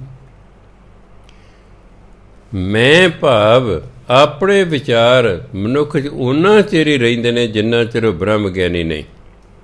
ਜਦੋਂ ਉਹ ਬ੍ਰਹਮ ਗਿਆਨੀ ਬਣ ਜਾਂਦਾ ਉਹਦੇ ਆਪਣੇ ਵਿਚਾਰ ਖਤਮ ਹੋ ਜਾਂਦੇ ਨੇ। ਫਿਰ ਸਿਰਫ ਅਤੇ ਸਿਰਫ ਪਰਮਾਤਮਾ ਦੇ ਵਿਚਾਰ ਰਹਿੰਦੇ ਨੇ। ਪਰਮਾਤਮਾ ਜੋ ਉਹਨਾਂ ਨੂੰ ਕਹੀ ਜਾਂਦਾ ਉਵੇਂ ਉਹ ਕਰੀ ਜਾਂਦੇ। ਉਹਨਾਂ ਦੀ ਆਪਣੀ ਮਰਜ਼ੀ ਦੇ ਖਤਮ ਹੋ ਗਈ ਹੁੰਦੀ ਹੈ। ਜਿੱਥੇ ਆਪਣੀ ਮਰਜ਼ੀ ਹੈ ਉੱਥੇ ਮੈਂ ਭਾਵ ਹੈ, ਅਤੇ ਜਿੱਥੇ ਮੈਂ ਹੈ ਉੱਥੇ ਤੂੰ ਹੈ। ਫਿਰ ਤਾਂ ਦੋ ਹੋ ਗਏ ਨਾ, ਦੋ ਹੋ ਗਏ ਨਾ। ਹੈ ਤੇ ਇੱਕੋ, ਹੈ ਤੇ ਇੱਕੋ ਪਰਮਾਤਮਾ, ਪਰ ਜਿੱਥੇ ਮੈਂ ਹੋਏਗਾ ਉੱਥੇ ਫਿਰ ਤੂੰ ਹੋਏਗਾ, ਉੱਥੇ ਦੋ ਹੋ ਗਏ। ਇਹ ਮੈਂ ਹੀ ਖਤਮ ਹੋ ਜਾਂਦੀ ਹੈ, ਇਕੱਲਾ ਤੂੰ ਰਹਿ ਜਾਂਦਾ। ਆਪਣੀ ਮਰਜ਼ੀ ਖਤਮ ਹੋ ਜਾਂਦੀ ਹੈ, ਆਪਣੀ ਸੋਚ ਖਤਮ ਹੋ ਜਾਂਦੀ ਹੈ। ਰੱਬੀ ਸੋਚ, ਰੱਬੀ ਮਰਜ਼ੀ ਮਨੁੱਖ ਦੇ ਅੰਦਰ ਪ੍ਰਵੇਸ਼ ਕਰਦੀ ਹੈ ਅਤੇ ਉਹ ਪਰਮਾਤਮਾ ਦੀ ਮਰਜ਼ੀ ਅਨੁਸਾਰ ਹੀ ਸਾਰੇ ਸੰਸਾਰ 'ਚ ਕਰਮ ਕਰਦੇ ਹਨ। ਇਸ ਲਈ ਉਹਨਾਂ ਦਾ ਕੋਈ ਕਰਮ ਗਲਤ ਹੀ ਨਹੀਂ ਹੁੰਦਾ। ਜਿੰਨਾ ਚਿਰ ਸਾਡੀ ਆਪਣੀ ਮਰਜ਼ੀ ਰਹੇਗੀ ਸਾਡੇ ਤੋਂ ਗਲਤੀਆਂ ਹੁੰਦੀਆਂ ਰਹਿਣਗੀਆਂ। ਜਦੋਂ ਸਾਡੇ ਅੰਦਰੋਂ ਮੈਂ ਮਰ ਜਾਏਗੀ, ਸਾਡੇ ਅੰਦਰੋਂ ਹਉਮੈ ਮਰ ਜਾਏਗੀ, ਉਦੋਂ ਸਿਰਫ ਪਰਮਾਤਮਾ ਦੀ ਮਰਜ਼ੀ ਰਹਿ ਜਾਏਗੀ ਅਤੇ ਫਿਰ ਗਲਤੀ ਹੋ ਹੀ ਨਹੀਂ ਸਕਦੀ। ਪਰਮਾਤਮਾ ਗਲਤੀ ਕਰ ਹੀ ਨਹੀਂ ਸਕਦਾ। ਗਲਤੀਆਂ ਤਾਂ ਮਨੁੱਖਾਂ ਤੋਂ ਹੁੰਦੀਆਂ ਨੇ। ਕਿਉਂ ਹੁੰਦੀਆਂ ਨੇ? ਕਿਉਂਕਿ ਉਹਨਾਂ 'ਚ ਮੈਂ ਹੁੰਦਾ, ਮੈਂ ਇਹ ਕਰ ਸਕਦਾ ਹਾਂ, ਮੈਂ ਆਹ ਕੀਤਾ, ਮੈਂ ਆਹ ਕਰਾਂਗਾ, ਐਂ ਕਹਿੰਦਾ ਉਹ। ਜਦੋਂ ਮੈਂ ਚਾਹ ਕੇ ਕਰਮ ਕਰਦਾ ਫਿਰ ਕੁਝ ਠੀਕ ਹੋ ਗਏ, ਕੁਝ ਗਲਤ ਹੋ ਗਏ। ਪਰ ਜਦੋਂ ਬ੍ਰਹਮ ਗਿਆਨ ਹੁੰਦਾ ਅੰਦਰੋਂ ਮੈਂ ਖਤਮ ਹੋ ਜਾਂਦੀ ਹੈ। ਸਿਰਫ ਅੰਦਰ ਪਰਮਾਤਮਾ ਦੇ ਵਿਚਾਰ ਹੀ ਰਹਿ ਜਾਂਦੇ ਹਨ ਅਤੇ ਪਰਮਾਤਮਾ ਦੇ ਵਿਚਾਰ ਫਿਰ ਗਲਤ ਨਹੀਂ ਹੁੰਦੇ। ਸਾਡੇ ਵਿਚਾਰ ਤਾਂ ਗਲਤ ਹੁੰਦੇ ਨੇ, ਪਰਮਾਤਮਾ ਦੇ ਵਿਚਾਰ ਗਲਤ ਨਹੀਂ ਹੁੰਦੇ। ਇਸ ਲਈ ਬ੍ਰਹਮ ਗਿਆਨੀ ਤੋਂ ਕੋਈ ਗਲਤੀ ਹੁੰਦੀ ਹੀ ਨਹੀਂ ਹੈ। ਇਸ ਲਈ ਗੁਰੂ ਮਹਾਰਾਜ ਕਹਿੰਦੇ ਜਿਹੜੇ ਪਰਮਾਤਮਾ ਦੇ ਸੇਵਕ ਨੇ ਉਹ ਸਾਰਿਆਂ ਦਾ ਭਲਾ ਕਰਦੇ ਨੇ, ਸਾਰਿਆਂ ਦਾ ਪਾਰ ਉਤਾਰਾ ਕਰਦੇ ਨੇ। ਪ੍ਰਭ ਕੇ ਸੇਵਕ ਦੁੱਖ ਵਿਸਾਰਨ। ਜਿਹੜੇ ਪਰਮਾਤਮਾ ਦੇ ਭਗਤ ਹੁੰਦੇ ਨੇ ਉਹ ਲੋਕਾਂ ਦੇ ਦੁੱਖਾਂ ਨੂੰ ਦੂਰ ਕਰਦੇ ਨੇ। ਦੁਖੀ ਲੋਕ ਉਹਨਾਂ ਕੋਲ ਆਉਂਦੇ ਨੇ, ਜਦੋਂ ਜਾਂਦੇ ਦਿਵ ਦ੍ਰਿਸ਼ਟੀ ਖੁੱਲ੍ਹ, ਉਦੋਂ ਪਤਾ ਲੱਗਦਾ ਇਹਦਾ ਦੁੱਖ ਕਿਉਂ ਹੈ। ਜਿੰਨਾ ਚਿਰ ਕਿਸੇ ਸਾਧੂ ਦੀ ਦਿਵ ਦ੍ਰਿਸ਼ਟੀ ਨਹੀਂ ਖੁੱਲ੍ਹੀ ਉਹਨੂੰ ਪਤਾ ਹੀ ਨਹੀਂ ਲੱਗਦਾ ਕਿ ਇਹ ਦੁਖੀ ਕਿਉਂ ਹੈ। ਉਹਨੂੰ ਨਹੀਂ ਪਤਾ ਲੱਗਦਾ। ਉਹ ਅੰਦਾਜ਼ੇ ਜੇ ਨਾਲ ਉਹਨੂੰ ਸ਼ਬਦ ਦੇ ਦਿੰਦਾ, ਇੱਕ ਪਾਠ ਦੇ ਦਿੰਦਾ। ਇੱਕ ਬੰਦੇ ਦਾ ਲੱਕ ਦੁਖਦਾ ਰਹਿੰਦਾ ਸੀ, ਦੂਜੇ ਮੇਰਾ ਗਲਾ ਖਰਾਬ ਰਹਿੰਦਾ ਹੈ, ਉਹਦਾ ਲੱਕ ਦੁਖਦਾ ਰਹਿੰਦਾ ਸੀ। ਉਹ ਕਿਸੇ ਪਹੁੰਚੇ ਹੋਏ ਮਹਾਂਪੁਰਖਾਂ ਕੋਲ ਚਲੇ ਗਿਆ। ਕਹੇ ਜੀ ਮੇਰਾ ਲੱਕ ਕਈ ਸਾਲਾਂ ਤੋਂ ਦੁਖਦਾ, ਬੜੇ ਇਲਾਜ ਕਰਾ ਲਏ ਨੇ, ਇਹ ਠੀਕ ਨਹੀਂ ਹੁੰਦਾ। ਕਹਿੰਦੇ ਭਾਈ ਆਪਣੇ ਹੀ ਕਰਮ ਭੋਗਣੇ ਹੁੰਦੇ ਨੇ। ਕਹੇ ਜੀ ਮੈਨੂੰ ਕਿਵੇਂ ਪਤਾ ਲੱਗੇ ਵੀ ਕਿਸ ਕਰਮ ਦੀ ਮੈਨੂੰ ਇਹ ਸਜ਼ਾ ਮਿਲੀ ਹੋਈ ਹੈ। ਮਹਾਂਪੁਰਖਾਂ ਨੇ ਆਪਣਾ ਹੱਥ ਉਹਦੇ ਸਿਰ 'ਤੇ ਰੱਖਿਆ, ਉਹਦੀ ਗਈ ਦਿਵ ਦ੍ਰਿਸ਼ਟੀ ਖੁੱਲ੍ਹ। ਕੀ ਦੇਖਦਾ ਕਿ ਉਹ ਦਰਵਾਜ਼ੇ ਦੇ ਕੋਲ, ਘਰ ਦੇ ਵਿੱਚ ਦਰਵਾਜ਼ੇ ਦੇ ਕੋਲ ਉਹਦਾ ਮੰਜਾ ਡੱਠਾ ਹੋਇਆ ਹੈ। ਦਰਵਾਜ਼ਾ ਕੁਦਰਤੀ ਖੁੱਲ੍ਹਾ, ਦਰਵਾਜ਼ੇ ਦੇ ਵਿੱਚ ਇੱਕ ਕੁੱਤਾ ਬੈਠਾ। ਪਰਿਵਾਰ ਨੇ ਥਾਲੀ 'ਚ ਲਿਆ ਕੇ ਉਹਨੂੰ ਰੋਟੀ ਦਿੱਤੀ। ਉਹ ਰੋਟੀ ਖਾਣ ਲੱਗਾ, ਇੰਨੇ 'ਚ ਅੰਦਰੋਂ ਆਵਾਜ਼ ਪੈ ਗਈ। ਉਹ ਵਿੱਚੇ ਰੋਟੀ ਛੱਡ ਕੇ ਅੰਦਰ ਚਲਿਆ ਗਿਆ। ਜਦੋਂ ਵਾਪਸ ਆਇਆ ਤਾਂ ਕੁੱਤਾ ਰੋਟੀ ਲੈ ਕੇ ਨਾ ਚੱਕ ਕੇ ਦਰਵਾਜ਼ੇ 'ਚ ਬੈਠਾ ਖਾ ਰਿਹਾ ਹੈ। ਕੁੱਤੇ ਦਾ ਮੂੰਹ ਸੀ ਗਲੀ ਵੱਲ, ਉਹ ਮਾਲਕ ਵੱਲ ਸੀ ਉਹਦੀ ਪਿੱਠ। ਮਾਲਕ ਨੂੰ ਚੜ੍ਹਿਆ ਗੁੱਸਾ ਵੀ ਇਹ ਮੇਰੀ ਰੋਟੀ ਚੱਕ ਕੇ ਲੈ ਗਿਆ। ਉਹਦੇ ਕੋਲ ਸੀ ਡਾਂਗ। ਉਹਨੇ ਇੰਨੇ ਜ਼ੋਰ ਦੀ ਕੁੱਤੇ ਦੇ ਲੱਕ ਹੀ ਡਾਂਗ ਮਾਰੀ ਵੀ ਕੁੱਤੇ ਦਾ ਲੱਕ ਟੁੱਟ ਗਿਆ ਅਤੇ ਕੁੱਤਾ 3 ਸਾਲ ਰਿੜ ਕੇ ਤੁਰਦਾ ਰਿਹਾ, ਤੁਰਨ ਜੋਗਾ ਹੀ ਨਹੀਂ ਰਿਹਾ। ਅਤੇ ਮਹਾਂਪੁਰਖਾਂ ਨੇ ਸਿਰ ਤੋਂ ਹੱਥ ਚੱਕਤਾ, ਕਹਿੰਦੇ ਲੱਗ ਗਈ ਪਤਾ, ਤੂੰ ਕੁੱਤੇ ਦਾ ਲੱਕ ਤੋੜਿਆ ਸੀ ਪਰ ਤੂੰ ਭਜਨ ਬੰਦਗੀ ਕਰਦੇ ਸੀ, ਤੇਰਾ ਲੱਕ ਟੁੱਟਿਆ ਤਾਂ ਨਹੀਂ ਪਰ ਹੈ ਤਾਂ ਟੁੱਟਣ ਵਰਗਾ ਹੀ ਨਾ। ਇਸ ਲਈ ਭਰਾਵਾ ਆਪਣੀ ਕਰਮ ਭੋਗਦਾ ਰਹਿੰਦਾ ਬੰਦਾ। ਇਸ ਲਈ ਠੀਕ ਹੀ ਕਰਮ ਕਰਨੇ ਚਾਹੀਦੇ। ਜੇ ਥੋੜ੍ਹੀ ਜਿਹੀ ਸੋਝੀ, ਗੁੱਸੇ 'ਚ ਸੋਝੀ ਮਾਰੀ ਜਾਂਦੀ ਹੈ। ਜਦੋਂ ਬੰਦੇ ਨੂੰ ਗੁੱਸਾ ਚੜ੍ਹਦਾ ਨਾ ਉਹਦੀ ਅਕਲ ਕੰਮ ਨਹੀਂ ਕਰਿਆ ਕਰਦੀ। ਜੇ ਅਕਲ ਕੰਮ ਕਰਦੀ ਉਹ ਕਦੇ ਹੁਣ ਰੋਟੀ ਤਾਂ ਲੈ ਹੀ ਗਿਆ, ਉਹ ਤਾਂ ਹੁਣ ਝੂਠੀ ਹੋ ਗਈ। ਜੇ ਮੈਂ ਇਸ ਤੋਂ ਛੁਡਾ ਵੀ ਲੈਣਾ, ਮੈਂ ਕਿਹੜਾ ਝੂਠੀ ਰੋਟੀ ਖਾਣੀ ਹੈ। ਹੁਣ ਲੈ ਗਿਆ ਹੈ, ਚਲੋ ਖਾ ਲੈਣ ਦਿਓ, ਗੱਲ ਨਿਬੜ ਜਾਂਦੀ, ਕਰਮ ਨਾ ਬਣਦਾ। ਪਰ ਗੁੱਸਾ ਚੜਿਆ ਵੀ ਹਾਂ ਇਹ ਮੇਰੀ ਰੋਟੀ ਕਿਉਂ ਲੈ ਗਿਆ ਹੈ, ਔਰ ਇੰਨੇ ਜ਼ੋਰ ਦੀ ਡਾਂਗ ਮਾਰੀ ਉਹਦਾ ਲੱਕ ਟੁੱਟ ਗਿਆ ਅਤੇ 3 ਸਾਲ ਵਿਚਾਰਾ ਟੁੱਟੇ ਹੋਏ ਲੱਕ ਨਾਲ ਹੀ ਲੱਤਾਂ ਘਸੀਟ ਕੇ ਕੁੱਤਾ ਤੁਰਦਾ ਰਿਹਾ। ਅਤੇ ਕਹਿੰਦੇ ਆਹ ਕੀਤਾ ਸੀ ਤੂੰ ਅਤੇ ਹੁਣ ਭੋਗੀ ਜਾ ਭਾਈ। ਸੋ ਇਸ ਲਈ ਦੁੱਖ ਦਾ ਕਾਰਨ ਜ਼ਰੂਰ ਹੁੰਦਾ ਹੈ, ਪਰ ਉਹੀ ਮਹਾਂਪੁਰਖ ਦੱਸ ਸਕਦਾ ਹੈ ਜਿਹਦੀ ਦਿਵ ਦ੍ਰਿਸ਼ਟੀ ਖੁੱਲ੍ਹੀ ਹੋਵੇ। ਦੂਜਾ ਨਹੀਂ ਦੱਸ ਸਕਦਾ ਕਿ ਜਿਹੜਾ ਤੈਨੂੰ ਦੁੱਖ ਹੈ ਉਹ ਕਿਸ ਕਾਰਨ ਹੈ, ਉਹ ਕਿਸ ਕਾਰਨ ਹੈ। ਮਹਾਂਪੁਰਖ ਤੇ ਬਣਦੀ ਐਕਚੁਅਲੀ ਉਦੋਂ ਹੈ ਜਦੋਂ ਉਹਦੀ ਦਿਵ ਦ੍ਰਿਸ਼ਟੀ ਖੁੱਲ੍ਹੀ ਹੈ। ਉਂਝ ਉਹ ਕਾਹਦਾ ਮਹਾਂਪੁਰਖ ਹੈ? ਉਂਝ ਤਾਂ ਠੀਕ ਹੈ, ਸਾਡੇ ਵਾਂਗੂ ਨਾਮ ਜਪ ਲਿਆ, ਨਾਮ ਜਪਾ ਲਿਆ, ਵਾਜੇ 2-4 ਸੁਰਾਂ ਸਿੱਖ ਲਈਆਂ, ਆਪਣਾ ਕਥਾ ਕੀਰਤਨ ਕਰਤੀ ਹੈ। ਮਹਾਂਪੁਰਖ ਹੋਣਾ ਬੜੀ ਦੂਰ ਦੀਆਂ ਗੱਲਾਂ ਹੁੰਦੀਆਂ। ਕਥਾ ਕੀਰਤਨ ਕਰਨੇ ਕੋਈ ਔਖਾ ਕੰਮ ਨਹੀਂ ਹੁੰਦਾ, ਕਿਉਂਕਿ ਇਹ ਤਾਂ ਪਰਮਾਤਮਾ ਜਿਸ ਤੋਂ ਕਰਾਉਣਾ ਕਰਾ ਲੈਂਦਾ ਹੈ। ਮੈਂ ਕਿਹੜਾ ਕਿਤੋਂ ਕਥਾ ਵਾਰਤਾ ਸਿੱਖੀ ਹੈ? ਠੀਕ ਹੈ, ਮੈਂ ਟੀਚਿੰਗ ਡਿਪਾਰਟਮੈਂਟ ਸੀ, ਟੀਚਰ ਨੂੰ ਬੋਲਣਾ ਆਉਂਦਾ ਹੈ। ਸੰਸਾਰੀ ਪਹਿਲਾਂ ਬੋਲੀ ਗਿਆ, ਫਿਰ ਹੁਣ ਧਾਰਮਿਕ ਬੋਲਣ ਦੀ ਡਿਊਟੀ ਲੱਗ ਗਈ। ਬਸ ਪਰਮਾਤਮਾ ਦੀ ਮਰਜ਼ੀ ਹੈ, ਰੋਲ ਬਦਲਤਾ ਹੈ ਉਹਨੇ ਵੀ ਬਥੇਰਾ 37 ਸਾਲ ਪੜ੍ਹਾ ਲਿਆ ਸੰਸਾਰਿਕ ਗੱਲਾਂ, ਆ ਜਾ ਹੁਣ ਇੱਧਰ ਨੂੰ ਆ ਜਾ। ਹੁਣ ਰੋਲ ਹੀ ਬਦਲਿਆ ਨਾ, ਉਹਦੀ ਮਰਜ਼ੀ ਹੈ, ਕੋਈ ਰੋਲ ਦੇ ਦੇ। ਇਹ ਵੀ ਕੀ ਪਤਾ ਵੀ ਕਥਾ ਦਾ ਕਿੰਨੀ ਦੇਰ ਦਾ ਰੋਲ ਹੈ, ਕੋਈ ਪਤਾ ਨਹੀਂ। ਜਦੋਂ ਚਾਹੇਗਾ ਇਹ ਛਡਾ ਕੇ ਕੋਈ ਹੋਰ ਰੋਲ ਦੇ ਦੇ, ਉਹਦੀ ਮਰਜ਼ੀ ਹੈ। ਇਹ ਤਾਂ ਉਹਦੀ ਮਰਜ਼ੀ ਹੈ। ਸੋ ਇਸ ਲਈ ਗੁਰੂ ਮਹਾਰਾਜ ਕਹਿੰਦੇ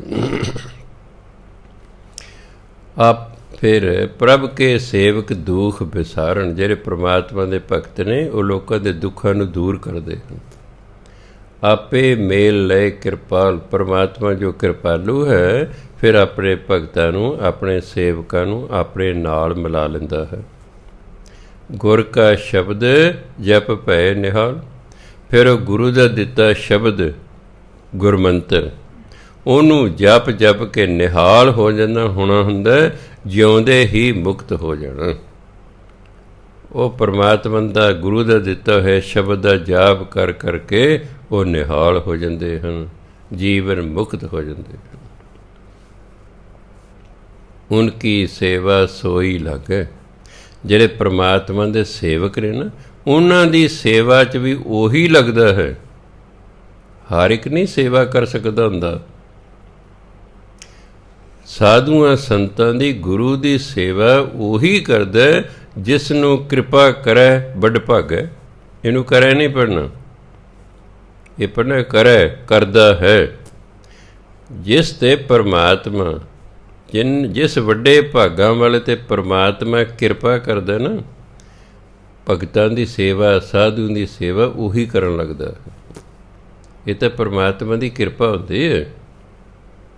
ਪਹਿਲਾਂ ਤਾਂ ਵੱਡੇ ਭਾਗ ਹੋਣ, ਬਦ ਕਿਸਮਤ ਨਹੀਂ ਸੇਵਾ ਕਰ ਸਕਿਆ ਕਰਦਾ। ਤਾਂ ਕਹਿੰਦੇ ਨੇ ਜਿਨ੍ਹਾਂ ਦੇ ਭਾਗਾਂ 'ਚ ਸੇਵਾ ਲਿਖੀ ਜਾਂਦੀ ਨਾ, ਸੇਵਾ ਉਹੀ ਕਰਦੇ ਨੇ। ਦੂਜੇ ਤਾਂ ਟਾਲ ਮਟੋਲ ਕਰਦੇ ਰਹਿੰਦੇ ਨੇ। ਉਹਨੂੰ ਜੇ ਪਤਾ ਲੱਗੇ ਨਾ ਵੀ ਹਾਂ ਬਾਬਾ ਜੀ ਕੋਈ ਸੇਵਾ ਨਾ ਲਾ ਦੇਣ, ਉਹ ਫਿਰ ਖਿਸਕ ਜਾਂਦੇ ਨੇ ਉੱਥੇ ਵੀ ਚੱਲੀਏ। ਐਂ ਲੱਗਦਾ ਬਾਬਾ ਜੀ ਕੋਈ ਸੇਵਾ ਨੂੰ ਨਾ ਕਹਿ ਦੇਣ ਵੀ ਆਹ ਕਰੋ ਬਈ ਕੰਮ। ਸੇਵਾ ਵੀ ਉਹੀ ਕਰਦੇ ਨੇ ਜਿਹੜੇ ਵੱਡੇ ਭਾਗਾਂ ਵਾਲੇ ਹੋਣ, ਜਿਨ੍ਹਾਂ ਨੂੰ ਪਰਮਾਤਮਾ ਸੇਵਾ 'ਤੇ ਲਾਵੇ, ਉਹ ਸੇਵਾ ਕਰਦੇ ਨੇ। ਜਿਸ ਨੂੰ ਕਿਰਪਾ ਕਰੈ ਵੱਡ ਭਾਗੈ। ਜਿਸ ਵੱਡ ਭਾਗੇ 'ਤੇ ਪਰਮਾਤਮਾ ਕਿਰਪਾ ਕਰਦਾ ਨਾ, ਭਗਤਾਂ ਦੀ ਸੇਵਾ ਨੂੰ ਉਹੀ ਲੱਗਦਾ ਹੈ। ਫਿਰ ਜੇ ਸੇਵਾ ਕਰਦੇ ਨੇ, ਉਹ ਨਾਮ ਜਪਦੇ ਨੇ। ਨਾਮ ਜਪਤ ਪਾਵੇਂ ਵਿਸ਼ਰਾਮ।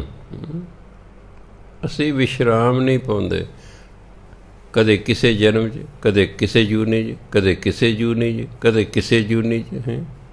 ਅਸੀਂ ਜੂਨੀਆਂ 'ਚ ਹੀ ਭਟਕੀ ਜਾਂਦੇ ਹਾਂ, ਸਾਨੂੰ ਟਿਕਾ ਨਹੀਂ ਹੈ।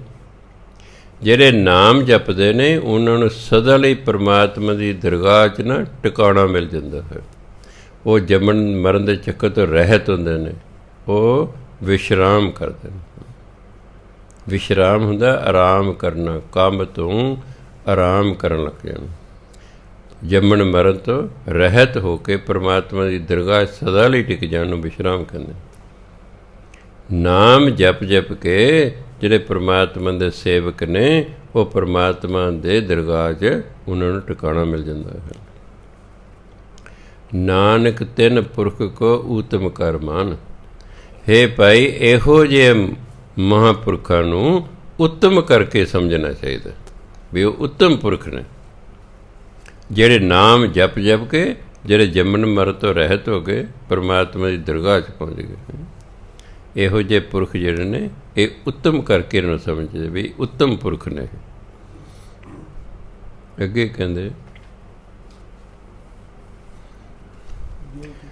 ਜੋ ਕਿਛ ਕਰੈ ਸੋ ਪ੍ਰਭ ਕੈ ਰੰਗ। ਇਹ ਜੀਵ ਜਿਹੜਾ ਨਾ ਜੋ ਕੁਝ ਵੀ ਕਰ ਰਿਹਾ ਪਰਮਾਤਮਾ ਦੇ ਪਿਆਰ 'ਚ ਆ ਕੇ ਕਰ ਰਿਹਾ। ਜਿਹੜਾ ਮਨੁੱਖ ਪਰਮਾਤਮਾ ਦੇ ਪਿਆਰ 'ਚ ਆ ਕੇ ਕਰਮ ਕਰ ਰਿਹਾ ਨਾ, ਬੱਝਾ ਰੁੱਝਾ ਨਹੀਂ। ਜਿਵੇਂ ਆਪਣਾ ਕਿਸੇ ਨਾਲ ਪਿਆਰ ਹੋਵੇ, ਉਹਦਾ ਕੰਮ ਕਰਕੇ ਆਪਾਂ ਨੂੰ ਖੁਸ਼ੀ ਹੁੰਦੀ ਹੈ। ਜਿਹਦੇ ਨਾਲ ਪਿਆਰ ਨਹੀਂ ਹੈ, ਉਹ ਜੇ ਕੰਮ ਨੂੰ ਕਹਦੇ ਸਾਡੇ ਲਈ ਬੋਝ ਹੁੰਦਾ। ਸ਼ੁਰੂ ਜਦੋਂ ਵਿਆਹ ਹੁੰਦਾ ਬੜਾ ਪਿਆਰ ਹੁੰਦਾ, ਬੜੀ ਬੀਬੀਆਂ ਭੱਜ ਕੇ ਪਤੀ ਦਾ ਕੰਮ ਕਰਦੀਆਂ ਨੇ। ਹੌਲੀ ਹੌਲੀ ਬੱਚਾ ਹੋ ਗਿਆ ਹੈ, ਫਿਰ 50% ਪਿਆਰ ਬੱਚੇ ਚਲੇ ਗਿਆ, ਸਿਰਫ 50% ਪਤੀ ਲਈ ਰਹਿ ਗਿਆ ਹੈ। ਇੱਕ ਦੂਜਾ ਹੋ ਗਿਆ ਹੈ ਤਾਂ 75% ਪਿਆਰ ਬੱਚਿਆਂ ਹੋ ਜਾਏਗਾ, ਪਤੀ ਲਈ 25 ਰਹਿ ਗਿਆ ਹੈ। ਫਿਰ ਭੱਜ ਕੇ ਨਹੀਂ, ਫਿਰ ਸੋ ਕਹਿੰਦੀ ਹਾਂ ਮੇਰੇ ਨਾਲ ਹੱਥ ਪਵਾਇਓ ਹੈ। ਫਿਰ ਉਹ ਕੰਮ ਹੋ ਜਾਂਦਾ ਹੈ। ਕਿਉਂ? ਪਿਆਰ ਵੰਡਿਆ ਗਿਆ ਹੈ, ਪਤੀ ਨਾਲ ਪਿਆਰ ਘਟ ਗਿਆ ਹੈ। ਉਹ ਤਾਂ ਕੁਦਰਤੀ ਗੱਲ ਹੈ। ਜਦੋਂ ਪਿਆਰ ਵੰਡਿਆ ਜਾਏਗਾ ਫਿਰ ਹਿੱਸੇ ਬੰਦਾ ਹੀ ਹੋਣੇ ਨਾ।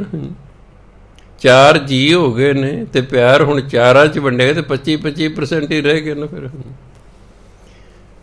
ਇਸੇ ਲਈ ਸਾਈਕੋਲੋਜੀ, ਜਿਹਨੂੰ ਮਨੋਵਿਗਿਆਨ ਕਹਿੰਦੇ ਨੇ, ਮੈਂ 4 ਸਾਲ ਪੜ੍ਹੀ ਹੈ, ਉਹ 'ਚ ਕਹਿੰਦੇ ਨੇ ਵੀ ਪਹਿਲੇ ਅਤੇ ਦੂਜੇ ਬੱਚੇ ਦਾ ਆਪਸੀ ਪਿਆਰ ਨਹੀਂ ਹੁੰਦਾ, ਪਹਿਲੇ ਅਤੇ ਤੀਜੇ ਦਾ ਹੁੰਦਾ। ਕਿਉਂ ਨਹੀਂ ਪਹਿਲੇ ਅਤੇ ਦੂਜੇ ਦਾ ਹੁੰਦਾ? ਜਦੋਂ ਦੂਜਾ ਬੱਚਾ ਪੈਦਾ ਹੁੰਦਾ ਹੈ, ਮਾਂ ਪਿਓ ਦਾ ਪਿਆਰ ਦੂਸਰੇ ਵੱਲ ਨੂੰ ਜ਼ਿਆਦਾ ਹੁੰਦਾ, ਪਹਿਲੇ ਵਾਲੇ ਨੂੰ ਘਟ ਜਾਂਦਾ। ਉਹ ਮਨ 'ਚ ਸੋਚਦੇ ਵੀ ਇਹਦੇ ਆਉਣ ਕਾਰਨ ਮੇਰੇ ਮਾਂ ਪਿਓ ਮੈਨੂੰ ਪਿਆਰ ਨਹੀਂ ਕਰਦੇ। ਉਹ ਅੰਦਰ ਖਾਤੇ ਉਹਦੇ ਨਾਲ ਲੱਗਣਾ ਸ਼ੁਰੂ ਹੋ ਜਾਂਦਾ। ਇੱਕ ਲੜਕੀ ਆਪਣੇ ਛੋਟੇ ਭਰਾ ਦਾ ਗਲ ਘੁੱਟ ਰਹੀ ਹੈ, ਉਹ ਚੀਕਾਂ ਮਾਰੇ। ਚੀਕਾਂ ਸੁਣ ਕੇ ਮਾਂ ਪਿਓ ਭੱਜੇ ਆਏ ਅਤੇ ਦੇਖਿਆ ਵੀ ਲੜਕੀ ਸਾਡੀ ਲੜਕੀ ਸਾਡੇ ਲੜਕੇ ਆਪਣੇ ਭਰਾ ਦਾ ਗਲ ਘੁੱਟ ਰਹੀ ਹੈ। ਉਹ ਕਹਿੰਦੇ ਤੂੰ ਇਹਦਾ ਗਲ ਕਿਉਂ ਘੁੱਟ ਰਹੀ ਹੈ? ਕਹਿੰਦੇ ਤੁਸੀਂ ਇਹਨੂੰ ਸਾਰਾ ਪਿਆਰ ਕਰ ਦਿਓ, ਮੈਨੂੰ ਪਿਆਰ ਨਹੀਂ ਕਰਦੇ, ਮੈਂ ਇਹਨੂੰ ਮਾਰ ਦੇਣਾ। ਇਹ ਮਾਂ ਪਿਓ ਨੂੰ ਖਿਆਲ ਰੱਖਣਾ ਚਾਹੀਦਾ। ਇਹ ਰਵੇ ਇੱਕ ਜਵਾਕ ਨੂੰ ਜ਼ਿਆਦਾ ਕਰਨ ਅਤੇ ਇੱਕ ਨੂੰ ਕੁਛ ਨਾ ਪੁੱਛਣ ਹੈ।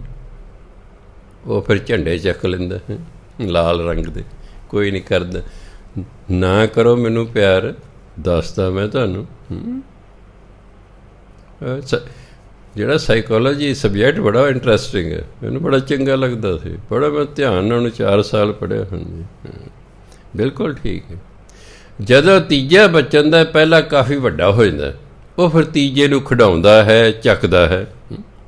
ਇਸ ਕਰਕੇ ਉਹਨਾਂ ਦਾ ਪਿਆਰ ਹੁੰਦਾ। ਪਹਿਲੇ ਅਤੇ ਤੀਜੇ ਦਾ ਪਿਆਰ ਹੁੰਦਾ, ਪਹਿਲੇ ਅਤੇ ਦੂਜੇ ਦੀ ਆਪਸ 'ਚ ਲੱਗਦੀ ਹੈ। ਦੂਜੇ ਦਾ ਤੀਜੇ ਨਾਲ ਪਿਆਰ ਨਹੀਂ ਹੁੰਦਾ ਵੀ ਹੁਣ ਇਹ ਆ ਗਿਆ, ਹੁਣ ਮਾਂ ਪਿਓ ਮੈਨੂੰ ਨਹੀਂ ਪਿਆਰ ਕਰਦੇ, ਇਹਨੂੰ ਕਰਦੇ ਨੇ। ਦੂਜੇ ਅਤੇ ਤੀਜੇ ਦੀ ਲੱਗਦੀ ਹੈ। ਪਰ ਜਦੋਂ ਚੌਥਾ ਹੋ ਜਾਂਦਾ, ਫਿਰ ਦੂਜੇ ਅਤੇ ਚੌਥੇ ਦਾ ਆਪਸੀ ਪਿਆਰ ਹੋ ਜਾਂਦਾ, ਉਹਨੂੰ ਚੱਕਦਾ ਹੈ, ਖਿਡਾਉਂਦਾ ਹੈ। ਇਸ ਲਈ ਮਾਂ ਪਿਓ ਨੂੰ ਬੜਾ ਖਿਆਲ ਰੱਖਣਾ ਚਾਹੀਦਾ। ਬਿਲਕੁਲ ਨਹੀਂ ਇੱਕ ਬੱਚੇ ਨੂੰ ਨੈਗਲੈਕਟ ਕਰ ਦੇਣਾ ਚਾਹੀਦਾ, ਉਹਨੂੰ ਵੀ ਪਿਆਰ ਕਰਦੇ ਹੀ ਰਹਿਣਾ ਚਾਹੀਦਾ, ਤਾਂ ਜੋ ਉਹਨਾਂ ਨੂੰ ਆਪਸ 'ਚ ਨਫ਼ਰਤ ਨਾ ਹੋਵੇ ਵੀ ਇਹਦੇ ਆਉਣ ਕਰਕੇ ਮੈਨੂੰ ਪਿਆਰ ਨਹੀਂ ਮਾਂ ਪਿਓ ਕਰਦੇ। ਕਿਉਂਕਿ ਬੱਚੇ ਪੈਦਾ ਕਰਨਾ ਹੋਰ ਗੱਲ ਹੁੰਦੀ, ਬੱਚਿਆਂ ਨੂੰ ਪਾਲਣਾ ਹੋਰ ਗੱਲ ਹੁੰਦੀ ਹੈ। ਪਾਲਣ ਲਈ ਨਾ ਬੜੀਆਂ ਗੱਲਾਂ ਦਾ ਆਉਣਾ ਜ਼ਰੂਰੀ ਹੁੰਦਾ ਹੈ, ਬੜੇ ਗਿਆਨ ਦੀ ਲੋੜ ਹੈ, ਪਹਿਲੇ ਬੜੀਆਂ ਗੱਲਾਂ ਜਾਣਕਾਰੀ ਦੀ ਲੋੜ ਹੈ ਕਿ ਪਰਿਵਾਰ ਨੂੰ ਪਾਲਣਾ ਕਿਵੇਂ ਹੈ। ਪੈਦਾ ਤਾਂ ਚਲੋ ਹੋ ਗਏ, ਜਿਨ੍ਹਾਂ ਦੇ ਤੁਹਾਡੇ ਨਾਲ ਸੰਯੋਗ ਸਨ, ਉਹਨੇ ਪੈਦਾ ਹੋਣਾ ਹੀ ਸੀ ਤੁਹਾਡੇ ਘਰ, ਕਿ ਉਹਦਾ ਸੰਯੋਗ ਸੀ। ਇੱਕ ਬੱਚੇ ਦਾ ਸੰਯੋਗ ਹੈ, ਇੱਕੋ ਹੀ ਹੁੰਦਾ, ਕਿਸੇ ਦਾ ਨਹੀਂ, ਕੋਈ ਵੀ ਨਹੀਂ ਹੁੰਦਾ। ਜਿੰਨੇ ਡਾਕਟਰਾਂ ਕੋਲ ਮਰਜ਼ੀ ਭੱਜ ਨੱਠ ਕਰ ਲਓ, ਕਿਹਦਾ ਸੰਯੋਗ ਹੀ ਨਹੀਂ ਹੋਵੇਗਾ ਕਿਵੇਂ? ਇੱਕ ਬੱਚੇ ਨਾਲ ਸੰਯੋਗ ਇੱਕੋ ਹੀ ਹੋਵੇਗਾ, ਦੂਜਾ ਨਹੀਂ ਹੋਵੇਗਾ। 2 ਦਾ ਸੰਯੋਗ ਹੈ, 2 ਹੋਣਗੇ। ਤੁਸੀਂ 2 ਬੱਚੇ ਹੀ ਚਾਹੁੰਦੇ ਸੀ, ਪਰ ਦੋਨੋਂ ਹੋ ਗਈਆਂ ਕੁੜੀਆਂ। ਹੁਣ ਫਿਰ ਤੀਸਰੇ ਲਈ ਟਰਾਈ ਕੀਤੀ ਨਾ, 3 ਨਾਲ ਸੰਯੋਗ ਸਨ, ਉਹ ਤੀਜਾ ਮੁੰਡਾ ਆਉਣਾ ਸੀ, ਪਹਿਲਾਂ ਹੋ ਗਈਆਂ 2 ਕੁੜੀਆਂ। ਬੰਦੇ ਨੇ ਫਿਰ ਚਾਹੁੰਦਾ ਤਾਂ ਨਹੀਂ ਸੀ, ਪਰ ਮੁੰਡੇ ਕਰਕੇ ਉਹਨੇ, ਕਿਉਂਕਿ ਤੀਜੇ ਦਾ ਸੰਯੋਗ ਸੀ, ਇਸ ਲਈ ਵਿਧ ਬਣ ਗਈ, ਤੀਜਾ ਬੱਚਾ ਹੋ ਗਿਆ। ਇਹ ਤਾਂ ਸੰਯੋਗ ਹੁੰਦੇ ਨੇ। ਬਾਕੀ ਪਾਲਣਾ ਪੋਸ਼ਣਾ ਤੇ ਅਸੀਂ ਕਰਨੀ ਹੈ। ਵੈਸੇ ਉਹ ਵੀ ਪਰਮਾਤਮਾ ਹੀ ਸਾਡੇ ਤੋਂ ਕਰਾਉਂਦਾ ਹੈ। ਜਿਹੋ ਜਿਹੇ ਕਿਸੇ ਬੱਚੇ ਦੇ ਭਾਗ ਹੁੰਦੇ ਨੇ, ਉਹਦੇ ਅਨੁਸਾਰ ਉਹਦੀ ਮਾਂ ਪਿਓ ਫਿਰ ਤੋਂ ਪਾਲਣਾ ਪੋਸ਼ਣਾ ਹੁੰਦੀ ਹੈ। ਖੈਰ, ਗੁਰੂ ਮਹਾਰਾਜ ਕਹਿੰਦੇ, ਜੋ ਕੁਛ ਕਰੈ ਸੋ ਪ੍ਰਭ ਕੈ ਰੰਗ। ਜਿਹੜਾ ਪਰਮਾਤਮਾ ਦਾ ਭਗਤ ਹੈ ਨਾ, ਉਹ ਉਹੀ ਕੁਛ ਕਰਦਾ ਜੋ ਪਰਮਾਤਮਾ ਦੇ ਪਿਆਰ 'ਚ ਕਰਦਾ। ਉਹ ਪਰਮਾਤਮਾ ਦੇ ਪਿਆਰ 'ਚ ਹੀ ਸਭ ਕੁਛ ਕਰਦਾ ਵੀ ਮੇਰੇ ਪਰਮਾਤਮਾ ਨੂੰ ਆਹ ਚੰਗਾ ਲੱਗੇ। ਸਦਾ ਸਦਾ ਬਸੈ ਹਰ ਸੰਗ। ਇਹੋ ਜਿਹਾ ਫਿਰ ਸਦਾ ਹੀ ਪਰਮਾਤਮਾ ਦੇ ਨਾਲ ਵਸਦਾ ਹੈ, ਕਿਉਂਕਿ ਜੋ ਕੁਛ ਕਰਦਾ ਹੈ ਉਹ ਪਰਮਾਤਮਾ ਦੇ ਪਿਆਰ 'ਚ ਕਰਦਾ ਹੈ। ਜਿਵੇਂ ਇੱਕ ਬੀਬੀ ਸੀ, ਕਿਸੇ ਸਾਧੂ ਕੋਲੇ ਚਲੀ ਗਈ। ਕਹਿੰਦੇ, ਬਾਬਾ ਜੀ ਮੇਰਾ ਮਨ ਭਟਕਦਾ ਰਹਿੰਦਾ ਹੈ, ਕੋਈ ਢੰਗ ਤਰੀਕਾ ਦੱਸੋ ਕਿਵੇਂ ਇਹਨੂੰ ਸ਼ਾਂਤੀ ਆਵੇ। ਕਹਿੰਦੇ, ਮਾਤਾ ਜੀ ਜੋ ਵੀ ਕੰਮ ਕਰਿਆ ਕਰੋ ਨਾ, ਉਹ ਵਿਸ਼ਨੂੰ ਮਹਾਰਾਜ ਨੂੰ ਅਰਪਣ ਕਰ ਦਿਆ ਕਰੋ। ਕਹਿ ਲਓ ਜੀ, ਵਿਸ਼ਨੂੰ ਮਹਾਰਾਜ ਤੁਹਾਨੂੰ ਅਰਪਣ ਕੀਤਾ, ਉਹਦੇ ਬਦਲੇ ਕੁਛ ਨਹੀਂ ਮੰਗਣਾ। ਸੇਵਾ ਕਰੋ, ਜਦੋਂ ਸੇਵਾ ਕਰੋ, ਵਿਸ਼ਨੂੰ ਮਹਾਰਾਜ ਜੀ ਆ ਤੁਹਾਨੂੰ ਅਰਪਣ ਕੀਤੇ। ਭਜਨ ਬੰਦਗੀ ਕਰੋ, ਕਿਉਂਕਿ ਉਹ ਹਿੰਦੂ ਜੈਂਟਲਮੈਨ ਹੁਣ ਅਗਲਾ ਵਿਸ਼ਨੂੰ ਮਹਾਰਾਜ ਨੂੰ ਮੰਨਦਾ, ਉਹਨੇ ਇਸ ਰਕਤ। ਭਜਨ ਬੰਦਗੀ ਕਰੋ, ਉਹਦੇ ਬਦਲੇ 'ਚ ਕੁਛ ਨਹੀਂ ਮੰਗਣਾ। ਕਹਿੰਦੇ ਵਿਸ਼ਨੂੰ ਮਹਾਰਾਜ ਜੀ ਤੁਹਾਨੂੰ ਅਰਪਣ ਕੀਤਾ। ਹੌਲੀ ਹੌਲੀ ਕਈ ਸਾਲ ਕਰਦਿਆਂ ਕਰਦਿਆਂ ਉਹਦੇ ਮੂੰਹ 'ਤੇ ਚੜ੍ਹ ਗਿਆ, ਵਿਸ਼ਨੂੰ ਮਹਾਰਾਜ ਤੁਹਾਨੂੰ ਅਰਪਣ ਕੀਤਾ। ਇੱਕ ਵਾਰੀ ਉਹਨੇ ਗਲੀ 'ਚ ਸੁੱਟਿਆ ਕੂੜਾ ਸੁੱਟ ਕੇ ਕਹਿੰਦੇ ਵਿਸ਼ਨੂੰ ਮਹਾਰਾਜ ਤੁਹਾਨੂੰ ਅਰਪਣ ਕੀਤਾ। ਉਹ ਮੂੰਹ ਚੜ੍ਹ ਗਿਆ ਨਾ। ਉੱਥੇ ਕਿਤੇ ਜਾ ਰਹੇ ਸੀ ਨਾਰਦ ਜੀ ਗਲੀ 'ਚ। ਨਾਰਦ ਜੀ ਨੇ ਚੜ੍ਹਿਆ ਗੁੱਸਾ ਵੀ ਹੈਂ, ਇਹ ਵਿਸ਼ਨੂੰ ਮਹਾਰਾਜ ਨੂੰ ਕੂੜਾ ਅਰਪਣ ਕਰ ਰਹੀ ਹੈ। ਉਹਨੇ ਜ਼ੋਰ ਦੀ ਥੱਪੜ ਮਾਰਿਆ ਉਸ ਬੀਬੀ ਦੇ, ਅਤੇ ਬੀਬੀ ਕਹਿੰਦੀ ਵਿਸ਼ਨੂੰ ਮਹਾਰਾਜ ਤੁਹਾਨੂੰ ਅਰਪਣ ਕੀਤਾ। ਕਿਉਂ ਆਦਤ ਪੈ ਗਈ ਉਹਨੂੰ। ਜਦੋਂ ਉਹਨੇ ਕਿਹਾ ਵਿਸ਼ਨੂੰ ਮਹਾਰਾਜ ਇਹ ਥੱਪੜ ਤੁਹਾਨੂੰ ਅਰਪਣ ਕੀਤਾ, ਉਹ ਥੱਪੜ ਜਾ ਕੇ ਵਿਸ਼ਨੂੰ ਮਹਾਰਾਜ ਦੇ ਵੱਜਿਆ, ਉਹਨਾਂ ਦੇ ਦਾਗ ਪੈ ਕੇ ਗੱਲ 'ਤੇ। ਨਾਰਦ ਜੀ ਜਦੋਂ ਵਿਸ਼ਨੂੰ ਮਹਾਰਾਜ ਮਿਲਣ ਗਏ ਨਾ, ਉਹਨਾਂ ਪਿੱਠ ਕਰ ਲਈ। ਕਹਿੰਦੇ, ਮਹਾਰਾਜ ਜੀ ਕੀ ਗੱਲ, ਅੱਜ ਤੁਸੀਂ ਨਾਰਾਜ਼ ਹੋ? ਕਹਿ ਤੂੰ ਮੇਰੇ ਥੱਪੜ ਮਾਰਿਆ। ਕਹਿ ਜੀ ਮੇਰੀ ਕੀ ਜ਼ਰੂਰਤ ਹੈ ਤੁਹਾਨੂੰ ਥੱਪੜ ਮਾਰਨ ਦੀ? ਕਹਿ ਤੂੰ ਜਿਸ ਬੀਬੀ ਨੇ ਕੂੜਾ ਸੁੱਟਿਆ ਸੀ ਤੂੰ ਉਹਦੇ ਥੱਪੜ ਮਾਰਿਆ ਨਾ। ਕਹਿ ਜੀ ਉਹ ਤਾਂ ਕੂੜਾ ਸੁੱਟਿਆ ਅਤੇ ਕਹਿੰਦੀ ਇਹ ਮੈਂ ਵਿਸ਼ਨੂੰ ਨੂੰ ਅਰਪਣ ਕਰਦੀ ਹਾਂ, ਤੁਹਾਨੂੰ ਕੂੜਾ ਅਰਪਣ ਕਰਦੀ ਹੈ। ਕਹਿੰਦੇ ਤੂੰ ਉਹਨੂੰ ਪੁੱਛਣਾ ਸੀ, ਬੀਬੀ ਤੂੰ ਐਂ ਕਿਉਂ ਕਹਿੰਦੀ ਕੂੜਾ ਸੁੱਟ ਕੇ ਵਿਸ਼ਨੂੰ ਮਹਾਰਾਜ ਤੁਹਾਨੂੰ ਅਰਪਣ ਕੀਤਾ? ਫਿਰ ਕੁਝ ਤੈਨੂੰ ਪਤਾ ਲੱਗਦਾ। ਤੂੰ ਆ ਨਹੀਂ ਦੇਖਿਆ, ਤਾਂ ਨਹੀਂ ਦੇਖਿਆ। ਉਹਨੇ ਵੀ ਅੱਗੋਂ ਕਹਿਤਾ ਵਿਸ਼ਨੂੰ ਮਹਾਰਾਜ ਤੁਹਾਨੂੰ ਅਰਪਣ ਕੀਤਾ। ਹੁਣ ਉਹਨੇ ਥੱਪੜ ਅਰਪਣ ਕਰਤਾ ਮੈਨੂੰ, ਮੇਰੇ ਆ ਕੇ ਵੱਜਿਆ, ਮੇਰੇ ਆ ਕੇ ਵੱਜਿਆ। ਇਸ ਲਈ ਜੋ ਕੁਛ ਕਰਨਾ ਪਰਮਾਤਮਾ ਨੂੰ। ਨਿਤਨੇਮ ਹੋਇਆ ਸੱਚੇ ਪਾਤਸ਼ਾਹ ਆਪਣੇ ਦਰ ਪ੍ਰਵਾਨ ਕਰੋ। ਸਿਮਰਨ ਕੀਤਾ ਸੱਚੇ ਪਾਤਸ਼ਾਹ ਆਪਣੇ ਦਰ ਪ੍ਰਵਾਨ ਕਰੋ, ਆਪਣੇ ਦਰ ਪ੍ਰਵਾਨ ਕਰੋ, ਉਹਨੂੰ ਅਰਪਣ ਕਰਨਾ ਹੈ। ਇਹ ਹੈ ਜੋ ਕੁਛ ਕਰੈ ਸੋ ਪ੍ਰਭ ਕੈ ਰੰਗ। ਸਦਾ ਸਦਾ ਬਸੈ ਹਰ ਸੰਗ। ਉਹ ਫਿਰ ਸਦਾ ਹੀ ਪਰਮਾਤਮਾ ਦੇ ਨਾਲ ਵਸਦਾ ਹੈ। ਸਹਿਜ ਸੁਭਾਏ ਹੋਵੈ ਸੋ ਹੋਏ। ਜੋ ਸਹਿਜ ਸੁਭਾਅ ਹੋ ਰਿਹਾ ਹੈ ਉਹ ਹੋਣ ਦਿੰਦਾ ਹੈ। ਉਹ ਐ ਨਹੀਂ ਪਰਮਾਤਮਾ ਨੂੰ ਕਹਿੰਦਾ ਇਸ ਤਰ੍ਹਾਂ ਕਰ, ਇਸ ਤਰ੍ਹਾਂ ਨਾ ਕਰ, ਨਾ। ਉਹ ਜੋ ਹੋ ਰਿਹਾ ਉਹਨੂੰ ਹੋਣ ਦਿੰਦਾ ਹੈ। ਜਿਵੇਂ ਇੱਕ ਬ੍ਰਾਹਮਣ ਸੀ, ਉਹਦੇ ਘਰ ਲੜਕਾ ਪੈਦਾ ਹੋ ਗਿਆ, ਉਹ ਹੋ ਗਿਆ ਲੂਲਾ। ਲੂਲਾ ਉਸ ਬੱਚੇ ਨੂੰ ਕਹਿੰਦੇ ਜਿਹਦੇ ਹੱਥ ਅਤੇ ਪੈਰ ਕੰਮ ਨਾ ਕਰਨ, ਜਿਹੜਾ ਆਪਣੀ ਕੋਈ ਕਿਰਿਆ ਨਾ ਕਰ ਸਕੇ। ਮਾਂ ਬਾਪ ਜਿੱਥੇ ਵੀ ਜਾਂਦੇ ਉਹਨੂੰ ਹਮੇਸ਼ਾ ਗੋਦੀ ਚੱਕ ਕੇ ਲੈ ਜਾਂਦੇ ਨੇ। ਇੱਕ ਵਾਰੀ ਪਿਤਾ ਰਾਜ ਦੇ ਦਰਬਾਰ 'ਚ ਉਸ ਲੂਲੇ ਨੂੰ ਲੈ ਕੇ ਗੋਦੀ 'ਚ ਕੇ ਚਲਿਆ ਗਿਆ। ਰਾਜੇ ਨੇ ਆਪਣੇ ਦਰਬਾਰੀਆਂ ਨੂੰ ਕੋਈ ਪ੍ਰਸ਼ਨ ਪੁੱਛਿਆ ਹੈ। ਵਿਦਵਾਨ ਵੀ ਚੁੱਪ ਨੇ, ਦਰਬਾਰੀ ਵੀ ਚੁੱਪ ਨੇ, ਕਿਸੇ ਨੂੰ ਜਵਾਬ ਨਹੀਂ ਆ ਰਿਹਾ। ਉਹ ਲੂਲਾ ਲੜਕਾ ਆਪਣੇ ਪਿਤਾ ਨੂੰ ਕਹਿੰਦਾ ਮੈਂ ਜਵਾਬ ਦੇ ਦਾਂ? ਕਹਿ ਚੱਲ ਸੜਿਆ ਜਾ, ਤੂੰ ਕੋਈ ਪੜ੍ਹਿਆ ਹੋਇਆ? ਇਹ ਤਾਂ ਐਡੇ ਐਡੇ ਵੱਡੇ ਵਿਦਵਾਨ ਬੈਠੇ ਨੇ, ਤੂੰ ਤਾਂ ਅਨਪੜ੍ਹ, ਤੂੰ ਕੀ ਜਵਾਬ ਦੇਵੇਂਗਾ? ਕਹਿ ਤੂੰ ਤਾਂ ਸਾਡੇ 'ਤੇ ਬੋਝ ਹੈ, ਅਸੀਂ ਹਰ ਵਕਤ ਤੈਨੂੰ ਚੱਕੀ ਫਿਰਦੇ ਹਾਂ, ਤੈਨੂੰ ਖਾਣ ਨੂੰ ਰੋਟੀ ਦਿੰਦੇ ਹਾਂ। ਕਹਿੰਦੇ ਪਿਤਾ ਜੀ ਤੁਸੀਂ ਮੈਨੂੰ ਖਾਣ ਨੂੰ ਨਹੀਂ ਦਿੰਦੇ, ਹੋਰ ਕੌਣ ਦਿੰਦਾ? ਕਹਿੰਦਾ ਮੈਨੂੰ ਪਰਮਾਤਮਾ ਦਿੰਦਾ। ਹੋਰ ਤੈਨੂੰ ਕੋਈ ਦਿੰਦਾ ਪਰਮਾਤਮਾ? ਕਿੱਥੇ ਦੱਦ ਲੱਗ ਗਈ ਹੈ ਸਾਡੇ, ਕਿੱਥੇ ਪੱਲੇ ਪੈ ਗਿਆ ਲੂਲਾ ਜਿਹਾ ਸਾਡੇ।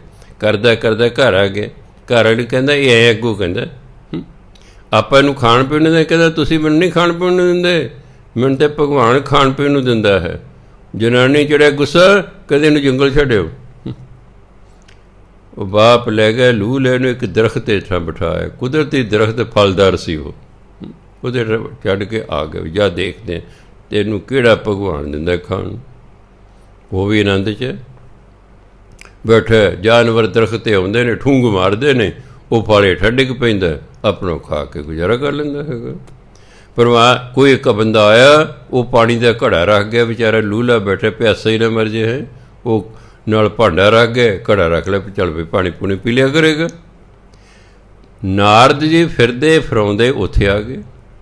ਉਹਨਾਂ ਦੇਖਿਆ ਵੀ ਇਹ ਲੂਲਾ ਲੜਕਾ ਹਰ ਵਕਤ ਰਾਮ ਰਾਮ ਰਾਮ ਰਾਮ ਕਰਦਾ ਰਹਿੰਦਾ ਹੈ। ਨਾਰਦ ਜੀ ਕਹਿੰਦੇ ਕਾਕਾ ਮੰਗ ਕੀ ਮੰਗਦਾ? ਉਹ ਕਹਿੰਦਾ ਦੇਖੋ ਜੀ, ਤੁਸੀਂ ਮੇਰੇ ਭਾਗਾਂ 'ਚ ਮੈਨੂੰ ਦਿਓਗੇ ਕਿ ਆਪਣੇ ਕੋਲੋਂ ਕੁਛ ਦਿਓਗੇ? ਪਹਿਲਾਂ ਮੈਨੂੰ ਇਹ ਦੱਸੋ। ਨਾਰਦ ਜੀ ਕਹਿੰਦੇ ਤੇਰੇ ਭਾਗਾਂ 'ਚ ਤੈਨੂੰ ਦੇਵਾਂਗੇ। ਕਹਿੰਦਾ ਫਿਰ ਮੈਂ ਤੁਹਾਡੇ ਤੋਂ ਕੀ ਲੈਣਾ?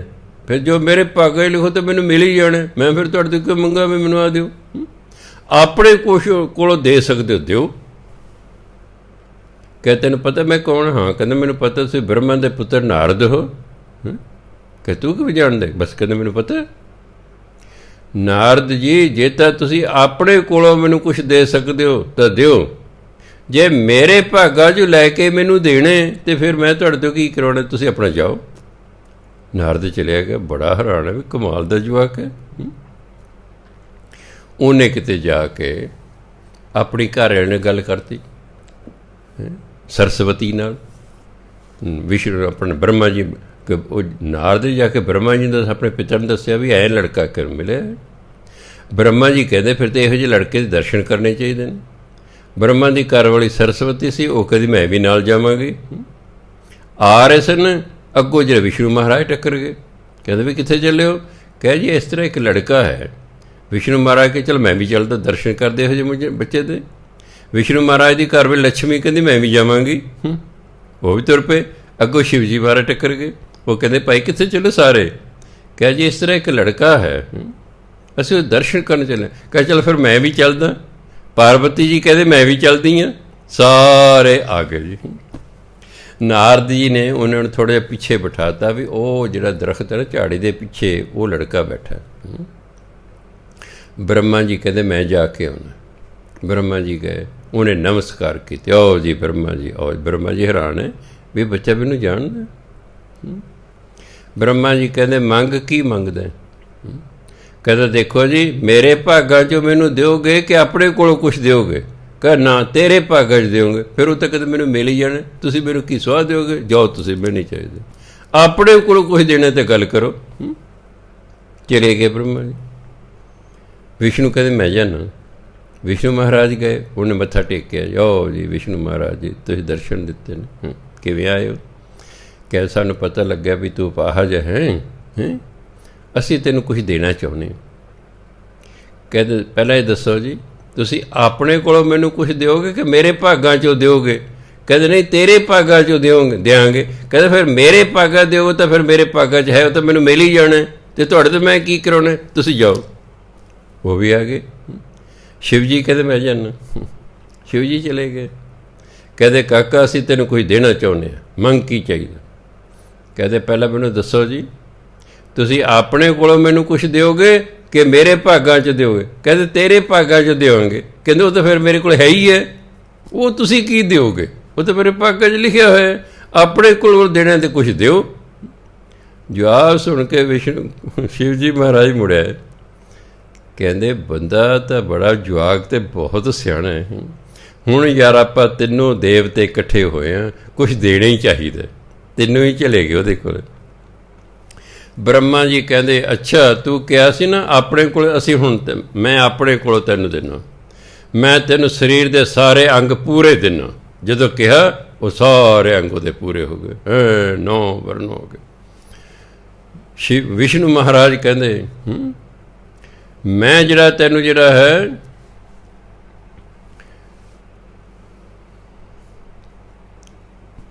ਹਾਂ, ਉਹ ਕਹਿੰਦੇ ਮੈਂ ਤੈਨੂੰ ਖਾਣ ਪੀਣ ਨੂੰ ਬਹੁਤ ਦਿੰਦਾ, ਤੈਨੂੰ ਮੈਂ ਅਮੀਰੀ ਦਿੰਦਾ। ਚਲੋ ਠੀਕ ਹੈ, ਅਮੀਰੀ ਮੇਲੀ ਜਿਹੜੀ ਜੋ ਕਹਤੇ। शिव जी कहते अच्छा मैं भी कुछ देना है, जा मैं तेन राज दिता, तेन राजा बनाया। ये कह के वो चले गए। एक दा वर ते नाल दी ठीक हो गया, वो हो गया तंदुरुस्त हो गया। वो तंदुरुस्त हो के अगले दिन शहर नूं जा रहे। जिहड़ा शहर दा राजा सी वो गया मर। मंत्रियों ने कहा भी ये अगे औलाद है नहीं, राजा किनू बनाइए। अज दे मंत्री देखो कहते मैनू बना, उन्हें कहना मैनू बना। वो कहते भी राजा किनू बनाइए। कहते ऐं करते आप किसी नूं नहीं दसते। ਜਿਹੜੇ शहर नूं 4 राह आउंदे ना उत्थे पहरेदार खड़े कर देने बई ਜਿਹੜਾ सवेरे पहला बंदा अंदर वड़े शहर दे बस ਉਹਨੂੰ ਸਾਡੇ ਕੋਲ ਲੈ ਆਈ। वो चारे पहरेदार लाते। वो मुंडा पहुँच गया सब तो पहला। वो लै गए जी आ सब तो पहला आया। कहते पैसे तेनों राजा बनाना। उन्हें फैसला किया, राजगद्दी तिलक दे के उन्होंने राजा बनाता। राजा बन गया वीर, तो फिर आप ही हो गया, तंदुरुस्त भी हो गया, अमीर भी हो गया, राजा भी हो गया। क्यों? वो परमात्मा ते निर्भर है कि तुसी मैनू की दोगे, मैनू परमात्मा देगा, मैं परमात्मा ते निर्भर करता। फिर माँ प्यो हुण कहंदा मैं हुण नहीं मैं तुहाडे जांदा, तुसीं ते मैनू सुट गए सी दरख्त हेठ, तुसीं मैनू सुट गए सी भी लगड़ा लूला अन्ना खाने तुसीं की कराउणा है। तो मैं कैसे मैनू खाण नूं परमात्मा दिंदा, तुसीं कहे नहीं असीं दिंदे, परमात्मा ही दिंदा सब नूं, आपां नूं तां एवें भुलेखा है। सो गुरु महाराज कहंदे सहज सुभाए होवै सो होए। सहज सुभाਅ जो हो रहा है जिहड़ा परमात्मा दा भगत है उसनूं होण दिंदा है। करने हार पछाण सोए ਇਹੋ ਜਿਹਾ ਫਿਰ परमात्मा भगत परमात्मा ਨੂੰ जान ਲੈਂਦਾ। करना है हर परमात्मा ਉਹਨੂੰ पहचान ਲੈਂਦਾ, जान ਲੈਂਦਾ। प्रभ का मिया किया जन मीठ लगाना। जानदा परमात्मा ਦਾ भगत। परमात्मा जो करदा परमात्मा ਦੇ भगत ਨੂੰ ਮਿੱਠਾ ਲੱਗਦਾ ਹੈ। परमात्मा जो करदा भगत ਨੂੰ ठीक लगदा भी परमात्मा जो कर ਰਿਹਾ ठीक कर ਰਿਹਾ।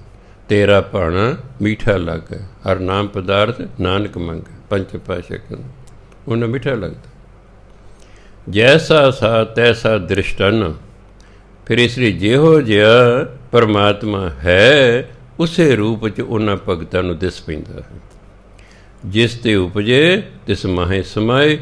ਜਿਹੜੇ परमात्मा ਦੇ भगत जिस तो पैदा होए ने ਉਹਦੇ ਵਿੱਚ ਹੀ ਅਖੀਰ ਨੂੰ ਸਮਾ ਜਾਂਦੇ, ਲੀਨ ਹੋ ਜਾਂਦੇ ਨੇ। ਉਹ ਸਾਡੀ ਤਰ੍ਹਾਂ ਜਿਹੜਾ ਜੂਨੀਆਂ 'ਚ ਨਹੀਂ ਪੈਂਦੇ। ਹੁਣ ਜੰਮਣ ਮਰਨ ਖਤਮ ਹੁੰਦਾ, परमात्मा ਦੇ ਵਿੱਚ ਉਹ ਲੀਨ ਹੋ ਜਾਂਦੇ। ਓਏ ਸੁਖ ਨਿਧਾਨ ਉਹਨੂੰ ਬਣ ਆਏ। परमात्मा ਨੂੰ ਮਿਲਣ ਤੋਂ ਬਾਅਦ ਉਹਨੂੰ ਸੁੱਖਾਂ ਦੇ ਖਜ਼ਾਨੇ ਮਿਲ ਜਾਂਦੇ ਹਨ। ਨਿਧਾਨ ਖਜ਼ਾਨਾ, ਨੈਣ ਔਕੜ ਨਹੀਂ ਹੈ, ਨਿਧਾਨ ਬਹੁਵਚਨ ਹੈ। ਓਏ ਮੈਨੇ ਉਹਨਾਂ ਨੂੰ ਸੁੱਖਾਂ ਦੇ ਖਜ਼ਾਨੇ ਉਹਨੂੰ ਬਣਾਏ, ਉਹਨਾਂ ਨੂੰ ਸੁੱਖਾਂ ਦੇ ਖਜ਼ਾਨੇ ਮਿਲ ਜਾਂਦੇ ਹਨ। ਆਪਸ ਕੋ ਆਪ ਦੀਨੋ ਮਾਨ। परमात्मा अपने भगत ਨੂੰ सत्कार ਦਿੰਦਾ ਤੇ परमात्मा ਦਾ भगत परमात्मा ਦਾ सत्कार करते, एक दूजे ਨੂੰ आदर मान ਦਿੰਦੇ ਹਨ। नानक प्रभ जान एको जान। हे भाई परमात्मा ਨੂੰ ਤੇ ਉਹਦੇ ਭਗਤਾਂ ਨੂੰ ਇੱਕ ਸਮਾਨ ਸਮਝੋ। ਉਹਨਾਂ 'ਚ ਕੋਈ ਫਰਕ ਨਹੀਂ ਹੁੰਦਾ। ਉਹਨਾਂ ਨੂੰ ਦੋ ਨਹੀਂ ਸਮਝਣਾ, ਉਹਨਾਂ ਨੂੰ ਅੱਡ ਅੱਡ ਨਹੀਂ ਸਮਝਣਾ।